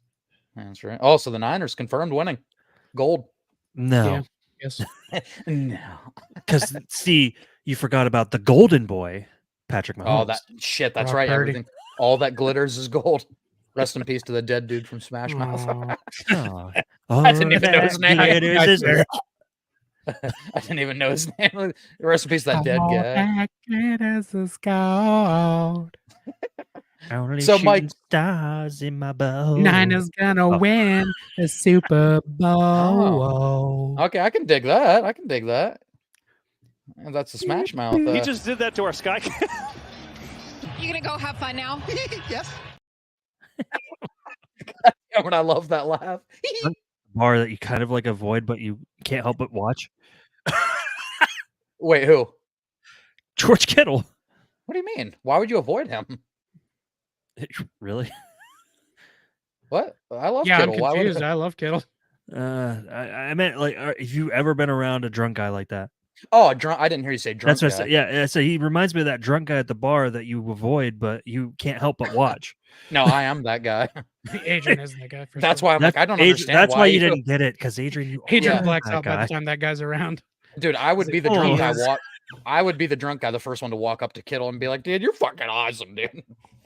He would. That's how Adrian ends up like talking to all these people at his casino, because he walks up to him, he's like, "You're fucking awesome." Oh yeah, guys, I talked to a few Steelers linemen yesterday. No big deal. Steelers. Steelers. Yep. Yeah. So, Mike, you're on. I mean, I'm not saying you're rooting for the Chiefs, but you have the Chiefs winning the Super Bowl. Yes, I have the Kansas City Swifts winning the Super Bowl. Swifties. The Tay-Tays. The Tay-Tay Swifties. I have them winning the Super Bowl. So, Mike, you're saying put my money on Pat Mahomes Super Bowl MVP? Yeah. Yes. And I'm gonna say surprise. Taylor does show up at the Super Bowl, and we get to see her about 10 times. Oh, Man, I bet you that's crazy bad. If Swift actually makes it to the Super Bowl after a concert or whatever the fuck's happening you guys were talking about, if she's at the Super Bowl, there will be a bet how many times they show Swift. Well, that one's easily scripted, because they can just be like, "Don't show her more than 7 times." That's true. Yeah, that would be way too influenced on. There's a lot of people that think she's going to join Usher on stage. I'd be all for that. I mean, I'd be okay for that, honestly. Let's Chiefs are going to win. Honestly, Kelsey's going to get MVP, and she's going to be up on stage with him while he talks about it. Well, no. Instead of accepting his MVP speech, he's going to get down on a knee and propose to her. Oh, damn it, Mike! He stole my thunder. That was my prediction. Chiefs win, and he proposes to Taylor Swift. If she comes down at all to the field, I'll think that's going to happen. Like if they show her coming down to join Kelsey, I'll be like, okay, he's going to propose to her. Yeah. Why would he plan to propose to her on that night if he didn't know they were going to win? Yeah. Like he couldn't just, if the Chiefs lost the Super Bowl, like he couldn't just do a proposal any other night. Yeah. No, he only planned on doing it that one night. He has to. How many times does Jason Kelsey take his shirt off? 3 times over under. Oh, it's coming off once and it's never going back on. Yeah, I'm gonna take the under because it's a one-time deal. When they showed him on the TV that night, I was watching the game. I was like, "Oh, they didn't show Taylor, but they showed this fucking guy." And then I went, Oh shit, that's Jason. That's Jason I was like, oh Kelsey. my god, that's his brother. He's I said he's doing retirement, right? He was hell yeah, yes. phenomenal. Oh, I guess his was it his Kylie. wife? Is that his Yeah. wife? Kylie. Yeah. Yeah, I guess she was like, "Don't you dare," and he did it Yep. anyway. And she just—I mean, she didn't look mad. She was like laughing and smiling And about it. So. it's a so wholesome marriage because like when she said that, did you hear the story behind that? He's like, I'm taking my shirt off and jumping in the stands. She's like, don't you dare do that. He said, I'm not asking for permission. I'm just telling you I'm doing it. I'm letting you know so you can hide when the camera shows me. It's happening. Like, Oh yeah, you can be a part of it or you can hide. I didn't realize this was just a discussion. I was just informing you. Yeah, it's not up. It was a debate. warning. It was a warning, not a question. Yeah. It is going to happen again. We will have sex in your car. Dirty Mike and the boys. Oh, okay. So what is that from? Dirty Yeah. Mike and the boys. We are gonna have an orgy in your car. It will happen again. It will happen. Someday We found we a will do deer another vagina. guys. We found a note from Dirty Mike and the boys. There's some raccoon remains. I found a deer vagina. A full sleeve of done lottery tickets. No winners. And Corey, so you are with the Niners, right? Yes. Yeah, I think the Niners are gonna pull it off. I think it would be the obvious choice for Mahomes and all them to win another Super Bowl. Right. But I think with Purdy being the happy, not happy, like the Cinderella proud story this year, and CMC finally, like all the injuries and how good he's still been even through injuries. Believable. Kittle's been playing forever. I think there's too many like people on that team who needs one. Now, I think they're going to play hungrier than the Chiefs. Let me give you guys, your Steelers, some credit here. Brock Purdy, if he does win a Super Bowl, will only be the second quarterback to ever win a Super Bowl his first full year as a starter. The only other person to do that's Ben Roethlisberger. Oh hell yeah! Yep. So he'd be joining some and though pretty good Yeah, if company. it weren't for that stupid 1.5 games that Maddox started the first year. No, that's a good thing because now Ben gets credit for it. Yeah, because I even went back and looked because Tom Brady's first full year as a starter, they did not go to the Super Bowl. Right. Yeah, he came in and replaced Bledsoe the year they won the Super Bowl. Yeah. Yep. And then Bledsoe came in and beat fucking us in the AFC Championship when Brady was injured. And my brother will tell you, "I Want to Soak Up the Sun" was playing, and that's why he hates that song. Really? Wait, during the 2001 AFC Championship? Yeah, that's a weird song. He apparently was playing. I don't know if it's playing during like halftime or like just playing in the background, like during a commercial break or the game coming back in. But he heard it. He heard it during the game, and suddenly he hates that fucking song. Yeah, people forget Belichick's and the Patriots have been killing us since before Ben Roethlisberger. Like people think it was Ben versus the Patriots. Like he couldn't beat the Patriots, bro. Since Ben's left these last couple of years, Patriots have been terrible. We've lost to them both times. We can't beat fucking the Patriots to Mac Jones. We lost both years to Mac Jones. We cannot beat the Patriots. Well, they're our kryptonite. Belichick isn't there anymore, so maybe it'll be different. Maybe it'll be different, yeah. But wherever the fuck he goes, do you guys think he goes anywhere? Does he want to coach? I think he's waiting for Andy Reid to retire to go to the Chiefs to coach another Golden Boy. Please, no. You know what? I don't doubt that at all. Now that you say that, please, no. That's what he's waiting for. I don't believe that Atlanta turned him down. I believe he turned Atlanta down. I don't. It doesn't make sense for them to hire. I think he wasn't going to go to Atlanta. They're nowhere near a Super Bowl team. I don't know why he even interviewed there twice. And maybe it was just to throw people off of his whole. I'm going to wait till Andy Reid retires. Did you see the meme of like Arthur Blank, the GM, talking to Belichick? Like, how much were you thinking for a contract, Bill? He's like, about $28.3 million. Yeah. And then the picture of him just like. One of my favorites. There's another meme similar to that. They're like, well, can you give us your qualification? What makes you think you could be our head coach? And he just points to the 28-3. Like, never mind. Enough said. Yeah, no, but Belichick going to the Chiefs is the only thing that can make me hate the Chiefs. Like, I don't mind the Chiefs. I'm fine with them being. I'm telling you, you know what? You know what? I'm calling it now. I would hate that. That is 100%. If that happens, wouldn't be surprised. No, I wouldn't either. I'm telling you. I don't want Belichick on any commercials trying to steal nuggies from Mahomes, though. I don't think he's funny. Well, that's the thing. You probably won't be seeing no Chiefs players in commercials anymore. That's not how Belichick rolls. I know. He's such an arrogant prick, too. He'd turn that team into like a robot. A robot factory. That's what I would hate about it the most. That's Rob Gronkowski has gone. I mean, you've heard him talk about, without being too, open about it, but you could tell that those guys were not having fun there. Brady's 100% opened up about how much he hated Belichick. Well, the thing is, Belichick's of a different era. He really is. Yeah. Like, he's of the old school disciplinarian. Like, I think Tomlin could benefit from a little bit of that as he gets older. Okay, I think Tomlin Grandpa. I do think Tomlin needs to start like when he was the young guy, and he was younger than some of the players he was coaching. Like, he's the friend, like he's the dude. They're all coming up and like dabbing him up and stuff. But as Tomlin gets older, the Steelers need something. They need more discipline. And I think Tomlin needs, if he's going to stay with us, he needs to start. I don't want him to be Belichick. I want him to have fun still, but I want him to be a little more serious when he needs to be fucking holding people accountable. Tomlin has become more of the dad who's friends with his kids. Right. Yeah. Instead of the one that says, no, you can't do that tonight. Right. My dad's awesome. My dad's awesome. He lets us drink at the house. Yeah, like he's become that dad. Like, but when game time comes up, he's like, okay, but remember the plays we talked about. Instead of this is the play we're fucking run it. Right. On the other side of that, though, I feel like that's kind of exactly how LaFleur acts, and it seems to be working really well for him. Well, he's young. That's true. LaFleur is young, and he just won a came to Super the Bowl team when he was young, like LaFleur. Yeah. Like LaFleur hasn't won a Super Bowl yet, but Tomlin won one when he was young and being a buddy to everybody. But as you get older, you have to. I think this is weird for a Packers fan to say. I think Rodgers leaving that LaFleur team was probably the best thing that happened to the Packers, because now LaFleur is able to have like this very, like he can control the game now without somebody like Rodgers trying to take it from him. And the players just listen because they're young. They're all young. They don't know any better to be like, oh, well, but if we did this instead, because they don't think that they're smarter than the coach.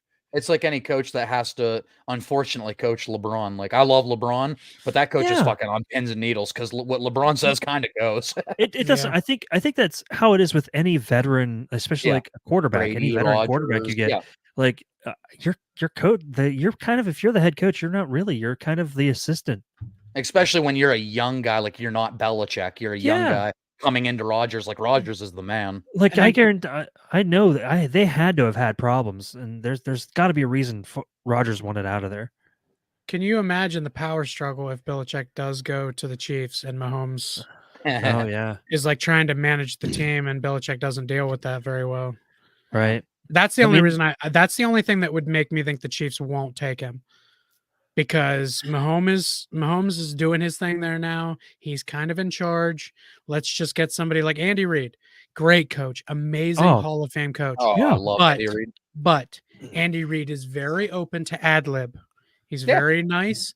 He, like, if his quarterback is good at something, he's not going to stop his quarterback from doing that. He'll steal the little nuggies. What I don't understand is the people that are out there saying, you know how many people out there are like, oh, you never heard about Andy Reid until the Chiefs started winning Super Bowls. I'm like, what the fuck are you talking about? Like, what kind of Gen Z shit is this? Yeah, right. Like, Andy Reid's been like been a household name since we were kids. Yeah.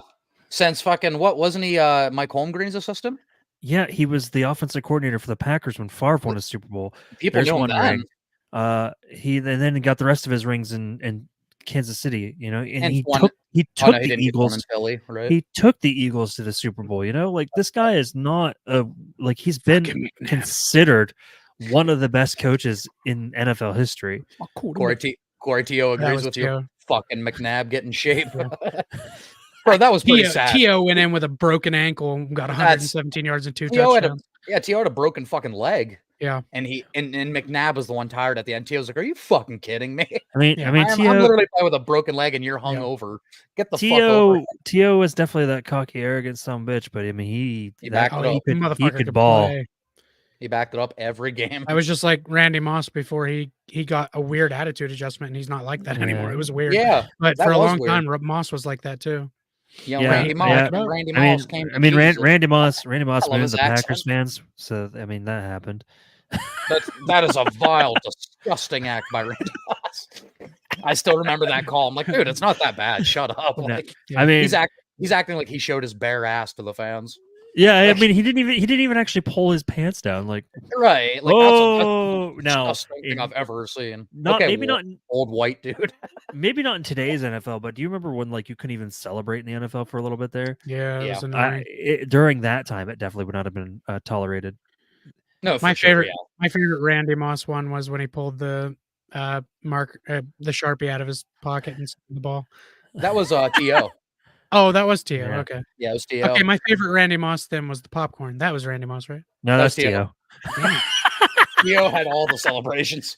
The only thing I can remember that Tio didn't do that That's Randy. that somebody else I did is do you remember when Chad Johnson or Chad Ochocinco fucking was rocking on the sidelines with his fake Hall of Fame jacket? Yes. 2000 question mark. Yeah.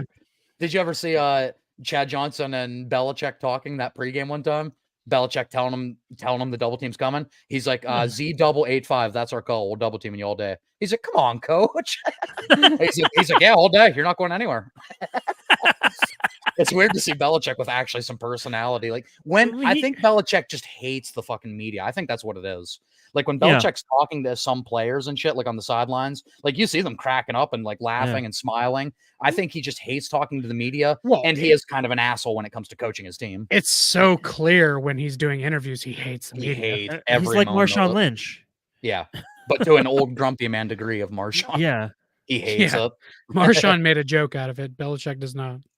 So yeah, it'll be interesting. I always love the NFL offseason for all the craziness of free agents, where fucking people are going. A lot of big names that are probably not going to be on the same team next year. Like I know Stephon Diggs is still under contract and they say things are fine. Something is not right with Diggs and Josh Allen. Something's not right. Devontae Adams has been very vocal about wanting to be traded from the Raiders. Yeah. I would not be shocked to see him in Green Bay again because he was speaking high praises about them. Or come back and retire with the.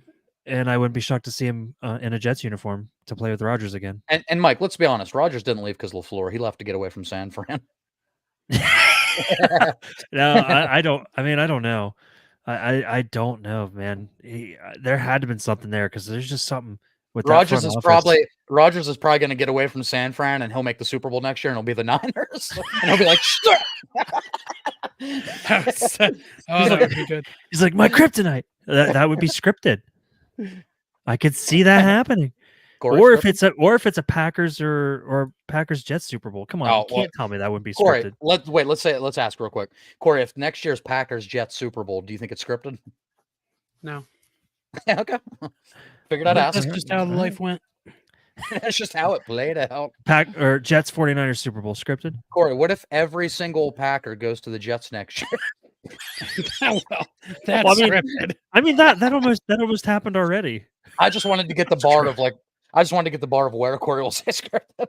Okay, so if every single Packer this year goes to, if the NFL accidentally sends me the script, you still be like, and I read it and all of that stuff happens next season, then I'll admit it. Dude, if that starts happening week 1, can you please let us know too so we can biff that shit and make some money? Hell no. I'm gonna go down as like the boldest prediction. Everything's right next season. Well then I won't tell anybody. You're not gonna give me and Mike some smaller bets? Hell no. Just do it.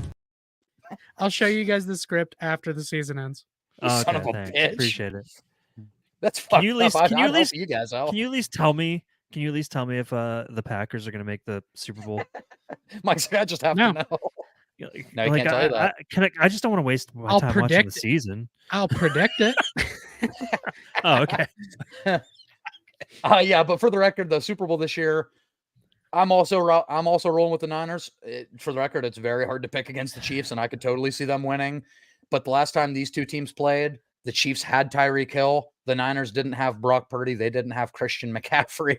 So on paper, the Niners have gotten better. The Chiefs have gotten worse. The Niners should, asterisks, should win this game on paper. Listen, but especially with how the Chiefs did play that last game. I mean, it wasn't real impressive. So no. Their defense was impressive. Their defense was here's impressive. here's a but couple the 49ers have been destroying defenses all year. So Yeah. This is all going to slide into, obviously Except my the conspiracy theory. Ravens, which is weird. But and this is why I'm predicting the Chiefs to win because of my whole conspiracy theory. Because the Chiefs shouldn't win. And I think anybody who picks the Chiefs, if you just look at the football of it all, you're crazy. Because the 49ers are clearly the better team. But the Chiefs do have that factor, like the they have the Mahomes factor. They have the Mahomes factor. They could easily win. They could win by 10 points. They get at halftime. They get MJ's secret stuff. But this is what I'm gonna say. The 49ers, aside from 3 weeks this season, have looked dominating all year. And then they played the Packers, who are a team that probably shouldn't even been in the divisional round of the playoffs. Yeah. And they barely beat them. Then they played the Lions and almost got completely destroyed. But suddenly barely came back to win. Mike said Packers, then Lions, then barely. Mike's predicting Bears in the Super Bowl next year. So you heard it here first, folks. I think it's kind of weird that the 49ers have looked less than what they have been all season in the playoffs. And I think that's going to play a factor and make it look less obvious for them to lose to the Chiefs. Well, or Mike, to your point, the 49ers haven't looked they're kind of like the Lions. They've been playing great halves of football. Like the first half against the Packers, they looked terrible. First half against Detroit, they looked terrible. But then everybody doubted Purdy. Everybody said Purdy can't come from behind. He's never had to do that. He can't do it in the big moment. Hey, this kid can fucking do it. And it suddenly does it twice? Does it twice? Oh, Corey, is it scripted? Huh. Scripted. People start talking about it, and suddenly they're like, let's prove them wrong. So, Mike, you picked the Chiefs, but tell me this. Purdy back-to-back comebacks. If the Chiefs go up 10 to 14 plus and the Niners come back and win again, is that gonna raise your suspicion more? Like, okay, Purdy 3 straight playoff comebacks. No. Honestly, if the Niners win, I'm gonna go and I will say, script be damned. They didn't script it. Yeah, because in script sense, it doesn't make sense. And Michael Ward, it makes more. Between the two teams, script wise, it would make more sense for Mahomes to win. Maybe M. Night Shyamalan wrote it this year. Oh my god! Twist. Wait, if M. Night, a third team would come at halftime that's not even in the Packers. It's a triple threat football game. How does this even work? It'd be like a Chinese check. It's like a Chinese checkers board. How do we score a touchdown? That'd be interesting. It's all happening in the middle of the field. Let's try to figure out a way to make this work. Oh wait, I guess that would kind of be like rugby. They're all scrumming at the middle of the field. This is what I think is going to happen. I think the 49ers are going to go up big in the first half. It's going to look like Mahomes and company are going to be just down and out. And then in the second half, Mahomes is going to look like Mahomes always does. Magically, suddenly he's awesome. Magically, Kelsey's catching everything, catching like 3 touchdowns. And then, boom, Chiefs win by 3. Okay, I see that. I have Kelsey with 2 touchdowns. Ooh. Well, yeah, I guess he had Jason or CMC with 2. Jason or Travis? Match it. Hey, Jason or Travis. Well, Jason Kelsey was the master of the Philadelphia tush push. So they should bring him in for the Mahomes. Did you hear how much he hated that? Yes. He said also, every single time they were running that play, as soon as they snapped it, he would yell "fuck" really loud. Yeah, their podcast is fantastic, by the way. Yeah. But that's my prediction. I do want to see San Francisco win. So I think as a collective of a podcast, I think we all want San Francisco to win, even though that would put them at 6 rings. Yeah. I don't mind sharing it with them. I don't want to share it with Dallas. I want to see San Fran win, but I, on this panel, would not be mad if the Chiefs won, or I wouldn't be upset. I think maybe Mike, maybe you would. Not bothered. No, I love Andy Reid. I mean, I do too. I'd like him to get another ring before he goes out. I don't really have a problem with the Chiefs. Do I hate seeing the same team in the Super Bowl every year? Yeah. That's the same I think that's the main reason I hated the Patriots too. Yeah, unless it's your team, it's fucking boring. Yeah. Like show me somebody else, damn it. I feel that. But other than that, the thing is, the Chiefs don't have that same. They don't have that same feel about them like the Patriots did. You know. Yeah. The Chiefs don't. I the didn't feel Chiefs- this way in the 2000s when the Lakers kept making it. Oh no, I was all happy about with them. that. To me, it's weird. I don't know what it is. I wasn't boring at all. No. The Patriots almost felt forced upon us, and the Chiefs don't. Like, Some think people would it's- disagree with you. I think it's just the I think it's just Patriots fans. No. I mean that Chiefs aren't forced. Oh, Like, people well, hate yeah. them right now. I think I know the so many Patriots- people hate them, but I know. it's because they're successful. Yeah. Yeah, I think the Patriots just people To hated them me- more literally because of Belichick was a big part Yeah. of it. He's an asshole. Andy Reid's a aside guy f- you can root for. Aside from the uncharacteristic moment where both Patrick Mahomes and Andy Reid kind of blew up about the refs, Right. the following week after the Packers game, Yeah. like Mahomes is seems like a really down to earth dude, and I mean to put up with somebody like Brittany Mahomes, you probably have to be, And his own fucking brother Jackson. yeah, like he's probably like the most calm dude in the world. The worst part of this Taylor Swift thing is seeing that Jackson Mahomes gets to hang out with Taylor Swift. Because that is the most like Gen Z TikTok douche trying to get clout because his Yeah. brother's Patrick Mahomes, and now he gets to hang out with fucking Taylor Swift. Like, god damn it! And now somehow Brittany Mahomes is like best friends with Taylor Swift, and you're like, Yeah. oh, great. Yeah, she That- doesn't even you know what bother that's me gonna as do? much as his brother. You know but what they that's both- gonna They do? both suck. That's gonna cut into my other obsession. What's that? Ryan Reynolds. Wait, what? Because- Brit? Because Blake Lively Oh, Blake Lively. and Taylor Swift are legitimate best friends. And Yeah. now I'm gonna have to deal with fucking seeing Brittany Mahomes in pictures with those douchebags. Yeah, but I think I'm going with Niners as well. I think it will be high scoring. I don't see like a 14-10, Well, here, 17-14. hold on.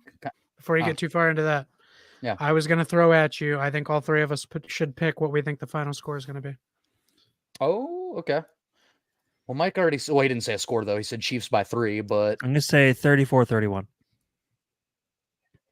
I have it 27-34, 49ers. 27-34. He said. Yeah. I'll say neither team cracks the 30s, so I'll say 27-20. Yeah, 27-24 Niners. And any three of those games can be really good. So I'm fine with any of I those. mean, yeah, they're all gonna be a good. I think we all have What- predicted that it's gonna be a good game. I think it's going to Which be a is- good game. Watch it be now because we said that it'll be like 14-10 or something. Oh, fuck. It'll be the worst Super Bowl ever. It'll be a 6-3. All in the first half. It can't be worse than that. Remember when the Rams and Patriots played a few years ago? That was bad. It was like Oh, 3 yeah. field goals, and Yeah. yeah, that was Yeah, awful. I do remember that. That 9 was to bad. 3 or 9 to. And no, it something. was like 13-3. I think Patriots Yeah. got a late touchdown to seal it.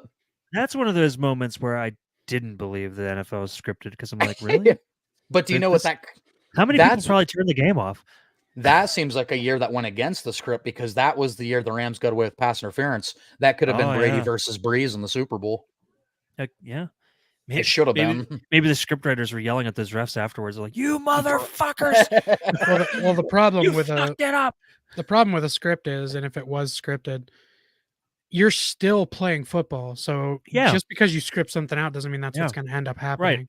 Yeah, I You agree could for sure, for accidentally sure. have the wrong team make it and be like, well, fuck, now we have to figure this out. Now we got to roll with Yeah, this.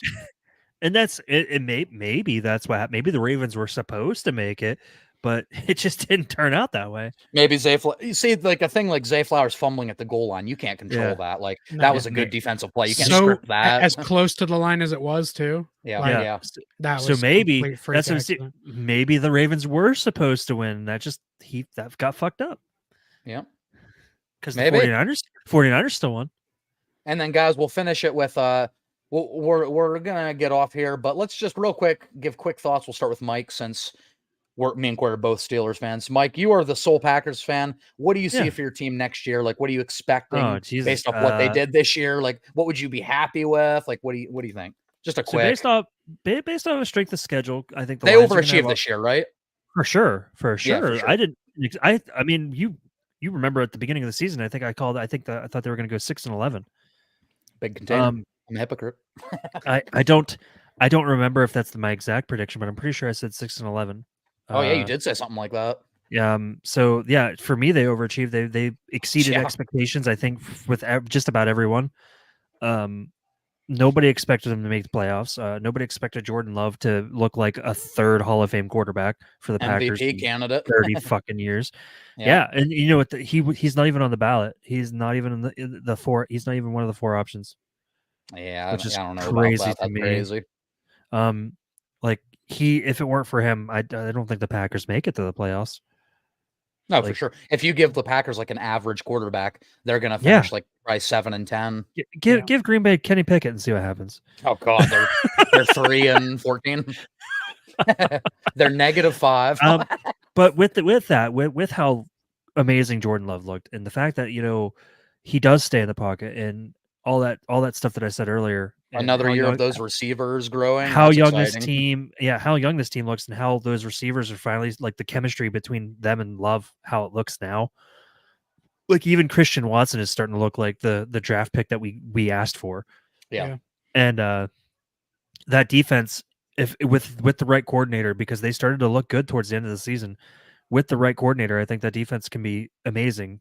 I personally think with the Lions having a harder strength of schedule next year because of the winning the North, I think the Packers are going to win the North this upcoming year. Hell yeah. I do believe I believe wish that we could say the division. same. I do believe that division is going to be a lot stronger. Even the Bears look a little scary towards the end of the season. The Vikings might. I think here's my bold prediction. I think the Vikings are going to be at the bottom of the division next year. I could see that. Do I you know think the Kirk Cousins is like top 20 all time in touchdown passes? Yeah. He's like 3 I- touchdowns behind Joe Montana. There's also a bit of a rumor out there that Steelers are trying to get a hold of Cousins for a year. I believe Kirk Cousins is leaving Minnesota. I've heard Fields too. So Yeah. I think the Bears, the Packers, and the Lions are all going to be fighting for the North next year. I think if the Bears keep Fields, because Fields looked Might leave. phenomenal the last couple He games. did. Like he Well, that's finally the looked like thing the is quarterback that he was He supposed has to be. games where it's like, did he just throw for 500, rush for 200, and get 5 touchdowns? Well, that's Then the yeah, next game he throws for 78 and has 3 interceptions. But It makes no he sense. was That's it, man. he was That's it. consistent at the end of the season though. Yeah. Like the Yeah. Bears won what? I think they won 6 of the last 7 or something like that. Something crazy like that. Since It they was got rid of something Chase crazy. Claypool. Yeah. Yeah. They I Which mean, we Claypool did too. We get it. I think after Claypool, they only lost 2 games, and one was to the Packers at the very end of the season. Claypool he's drama. Just constant He's a cancer. drama. Yeah, he's a cancer. Yeah. Look, did he go to Miami and look what happened to them? Which is a shame because dude, Claypool is a physical freak. He was Like his rookie great. season with us, he was amazing. His front flip butt catch is one of the best still. No, that ever in was Steelers history. that was Martavis Bryant. Well, okay, another one that was. You keep yeah. doing this. Yeah, I do. We've had so many players. I mix them up sometimes. He Chris said, "I'm Mufachu tired." Malafala. Oh wait, that I worked all he day, played. damn He it. played for the Panthers. Yeah, Corey, Yeah. on our end, we are. I don't know about you. I'm not too excited about the upcoming year. Let me ask my you guys a prediction for question. next year is Oh wait, for some reason they go back to Pickett. Well, yeah, that's what I was They going to ask you. yeah, I think they be- still start Pickett What- because he was the guy we took. He was the guy with who our they believe in first round for pick. some damn reason. I think Mitch Trubisky finally leaves. I think he's done. Yeah, I think he retires. I think Rudolph is our second guy. I think Pickett's in for a couple games. Maybe they realize let's try Rudolph, and I think Rudolph does better. I don't think we do much better, I think we do worse than we did this year. Even though our schedule is about the same as it was last year, it's not any harder. Yeah, I think with Burrow back, and I think I think Lamar Jackson's going to be hungry next year because of this loss, and I think the Browns will still be decent. Like, oh yeah. I don't think the Steelers. we could I finish think they do fourth. worse this year. I think they do 9 Really? or not. Yeah, I think they're 9-8. 9-8 team. Tomlin still I gets think his they missed- 500. I think I still want him to get his 500, That's all that matters, apparently. but I think they missed the playoffs this time. So what I was going to ask before you went off that, you kind of answered my question a little bit. Good. Is well, Overachiever. Mike Tomlin, obviously coming back. He squashed those rumors quickly. Yeah. Uh-huh. That was why just stupid. why fans were calling for him to be fired, I don't know. The man's not had it. I get it. The beginning of his career, as a Steelers head coach, he had Cowers guys, and that's why he was He so was given successful. a dynasty. He was handed down a But team that was Super Bowl ready. But I mean, aside from Ben and Palomalu, towards the end of those guys leaving, he was still playoffs like every year, and like he hasn't had a losing season. So I don't really know what the fuck these fans are talking about. I don't know. I mean, Yeah, people have been calling for his head for the last 5 yeah, seasons. like so many people think he's a terrible coach, but I mean, does a terrible coach really have you a winning season every season? No. No, a terrible coach has. I mean, a coach should have you ready to win games that maybe you don't have any business winning. And like we said earlier, that's Steelers did that a whole lot this year. That's a sign of good coaching. So, but because that's not a good team. And that was not our offensive coordinator. The thing that, as a Steelers fan, that I would be calling for him to be fired, which you are, yeah, which I am. It is the fact that right after he said that he wasn't going anywhere, he's like, Kenny Pickett is our number one. Oh, he literally said that like right after the fact, and I'm like, are you fucking kidding? He said there will be a. He said that there would be a competition. A competition. Yeah. But he automatically named Kenny Pickett number one. I'm like, how are you going to do that when this guy, Mason Rudolph, came in, looked 10 times better than Kenny Pickett did in 3 games than the whole fucking season? Here's the unfortunate part is Rudolph isn't good enough to be a leader, really. But put him in and have Pickett learn from him a little bit. Maybe Pickett gets better. I don't know. I think Rudolph Pickett over him, you're going to drive Rudolph to another team. Yeah. I think Rudolph's our guy. I'm not saying he's a Super Bowl MVP, but I think he's our guy for next year easily. He's more of a workhorse, and that's what Pittsburgh used to. He looks like an NFL quarterback. Yeah. I would put Rudolph in the same category that I had Jared Goff in. He's a good quarterback. He's just not the kind of guy you can put the game on his back. Bro, Kenny Pickett has a fucking noodle arm. He can't make throws. Mason Rudolph has a cannon. That dude can unload. Kenny Pickett is you know what? He's worse than Tim Tebow. I said it. If Tim Tebow would have got the chances that fucking Kenny Pickett is getting, Tim Tebow would have showed the world much more than what he did. Good for Kenny Pickett because he fooled the fucking world and got a first-round contract. But I knew that kid was garbage, and I'm sorry, he's not it. Like I said from the beginning, like people are like, well, give him another game, give him another 6 games, give him another year. He's not a fucking NFL quarterback. He looked great in Pitt because Pitt doesn't play A teams all year. And he only looked great in Pitt for 1 year, his senior year. Well, that's true. His last Look at his stats before that. He was average. I still strongly believe that Kenny Pickett could have been a better quarterback had the Steelers not tried to start him so early. Right. Yeah. They fucked his confidence up, and I don't think he ever got it back. Yep. That's the downside. You know, you can take the chance of starting a young guy, and sometimes it works. Very rarely, but sometimes it does. Look at Brock Purdy. He has a God-given talent to be a natural-born leader, and his confidence doesn't get shaken. Look at look at the guy like I can't think of his name. Is it Bryce Young? Yeah. For the Panthers. Should not be starting right away. Should be sitting. Should be learning from somebody, even if it's not like a good veteran, but just learning the game of the NFL. I think they like Sam Darnold there. Like nowadays, the NFL puts a little too much pressure on their first-round picks. Yeah, like not everybody can be a Brock Purdy or a CJ Stroud, or even a Tom Brady. You know, not everybody can do that. You got to understand that guys like Jordan Love sat behind Rodgers for how many seasons before he came in? Do I think Jordan Love would look like that if he had started right away? Fuck no. Right. There's just no way in hell. Well, Aaron Rodgers sat behind Favre for 4 years. Yeah, and I will even tell you, look, Aaron Rodgers, the first couple times I've seen him throw fucking football before he was a starter, when Favre would get hurt, Rodgers looked awful. Like he looked like he was going to be like the worst quarterback in the world. So like that just goes to show you some guys need to sit. And I think Kenny Pickett was one of those guys. I think he could have been a great quarterback. I think pretty much any quarterback needs to learn a little. Yeah. Like college and professionals they're not the same. They're not at all the same. Even CJ Stroud at the beginning of the season didn't look great. No, he just kind of he found his groove and he turned it on. He's a bit of a freak. Yeah. That happened mean- at Ohio State too, actually, because CJ Stroud wasn't even supposed to be our guy. He fought for that starting position his first season, and they realized that he's a bit of a freak, so they put him in, and he just never looked back from there. I'm going to be, as far as this podcast goes, I think I'll probably be very old school when it comes to the quarterback position, but I think that I think starting a rookie right away is just the dumbest fucking thing you could possibly do. Most of the time, I agree with you. Right. And Like nature. linebackers or linemen, I think can Yeah, easily adjust to it. Some rookies, like receivers, even running backs, those guys, the quarterback position, there's just so much to it. Yeah. I think most of the defense can adjust to an NFL team or system.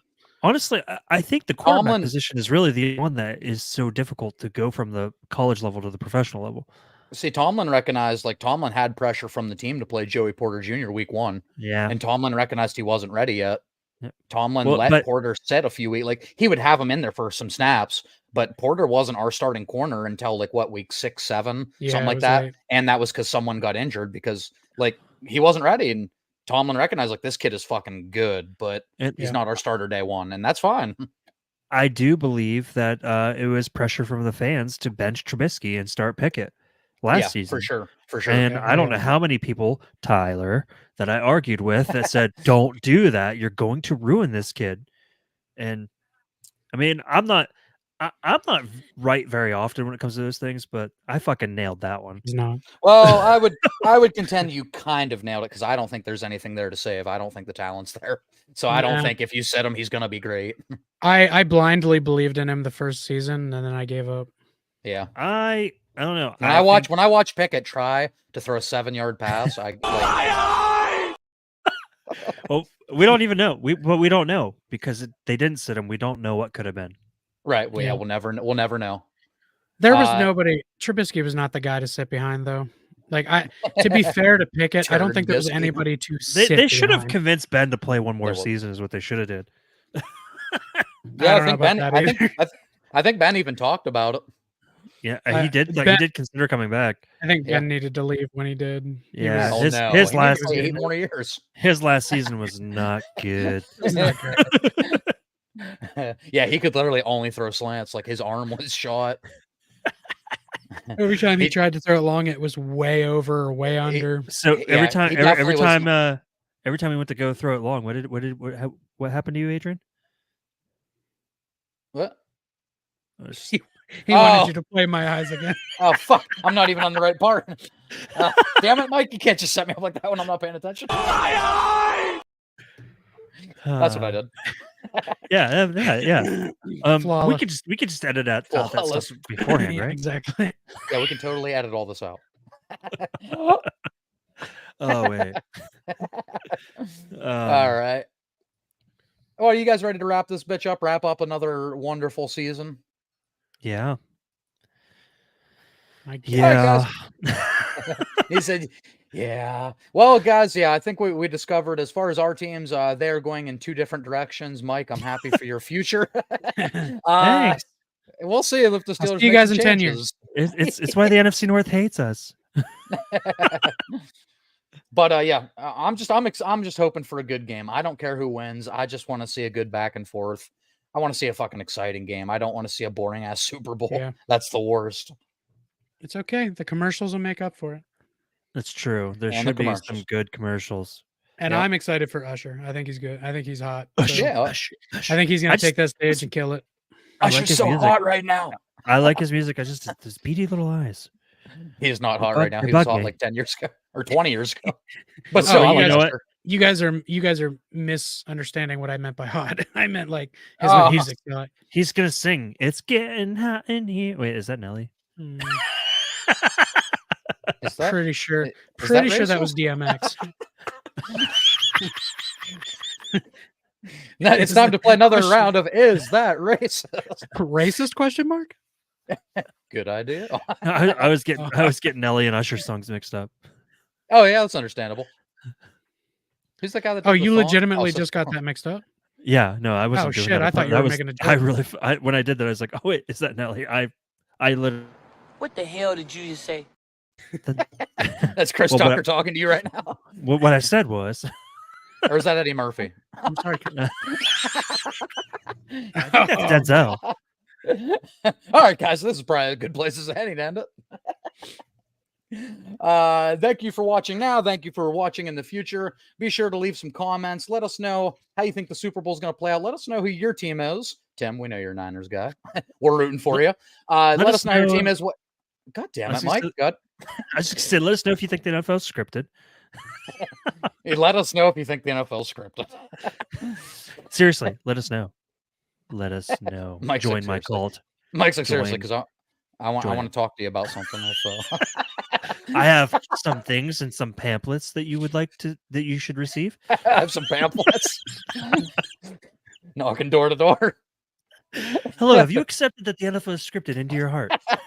Have you accepted your father the NFL script?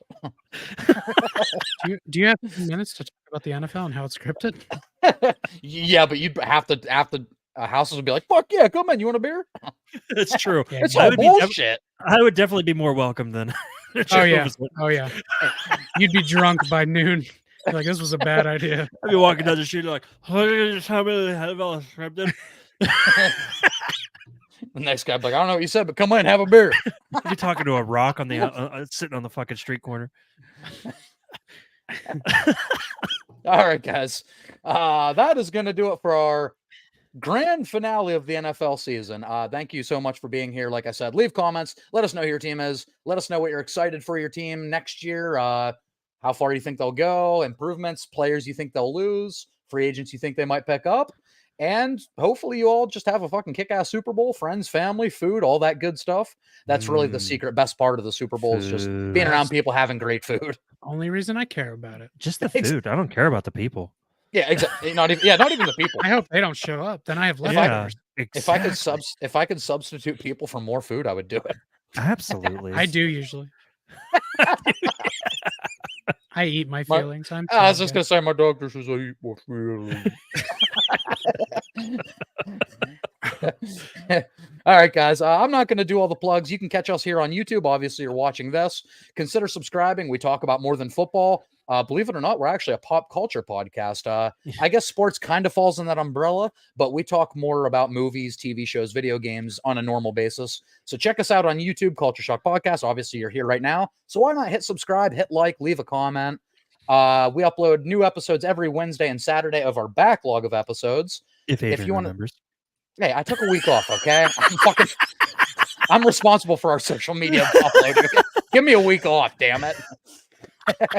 I have my own channel as well here on YouTube where I talk about exclusively movies and video games.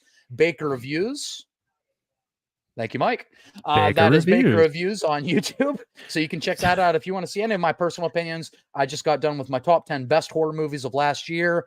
And hopefully within the next day or two, I'll have my video out talking about all 52 or 53 movies I saw from last year. So that'll be a nice long video for you guys. And other than that, here at Culture Shock, we have a few Patrons. If you know what Patreon is, we have one over there.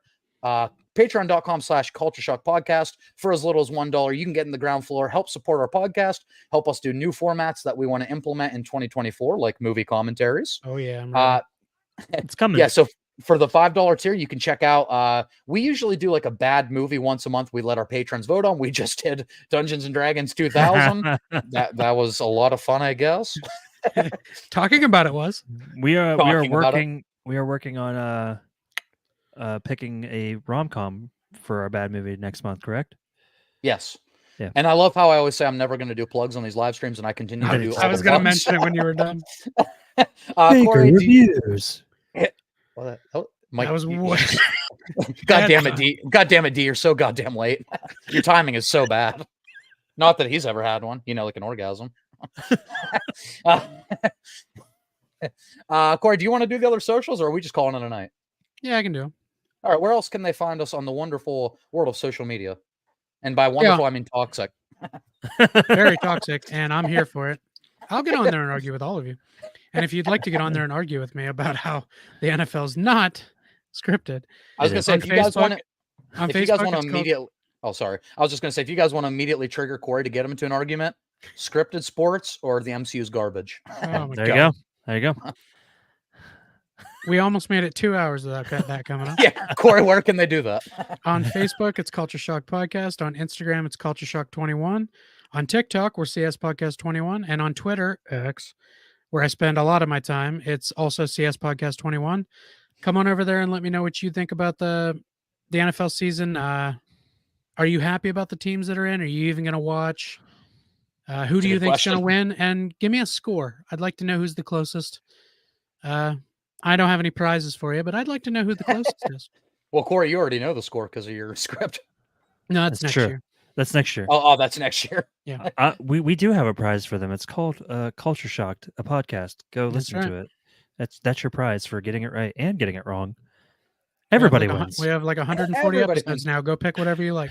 You get an episode. You get an episode. I'm Oprah up in this bitch. And apparently, if you guys want to hear a hell of an episode, check out our Rocky episode because people love that shit. It's booming. I really want to go back and listen to it. I'm not sure why. It's super popular in Germany. I don't think I've even listened to it. We're not joking. It is actually super popular in Germany. This is not a lie. It really is. All right, guys. Thanks, Germany. Thank you. Thanks, Germany. Guys, with that, we bid you.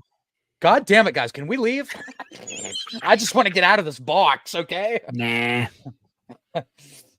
With that, guys, we wish you all a very happy Super Bowl. He just did that to our Sky. You gonna go have fun now?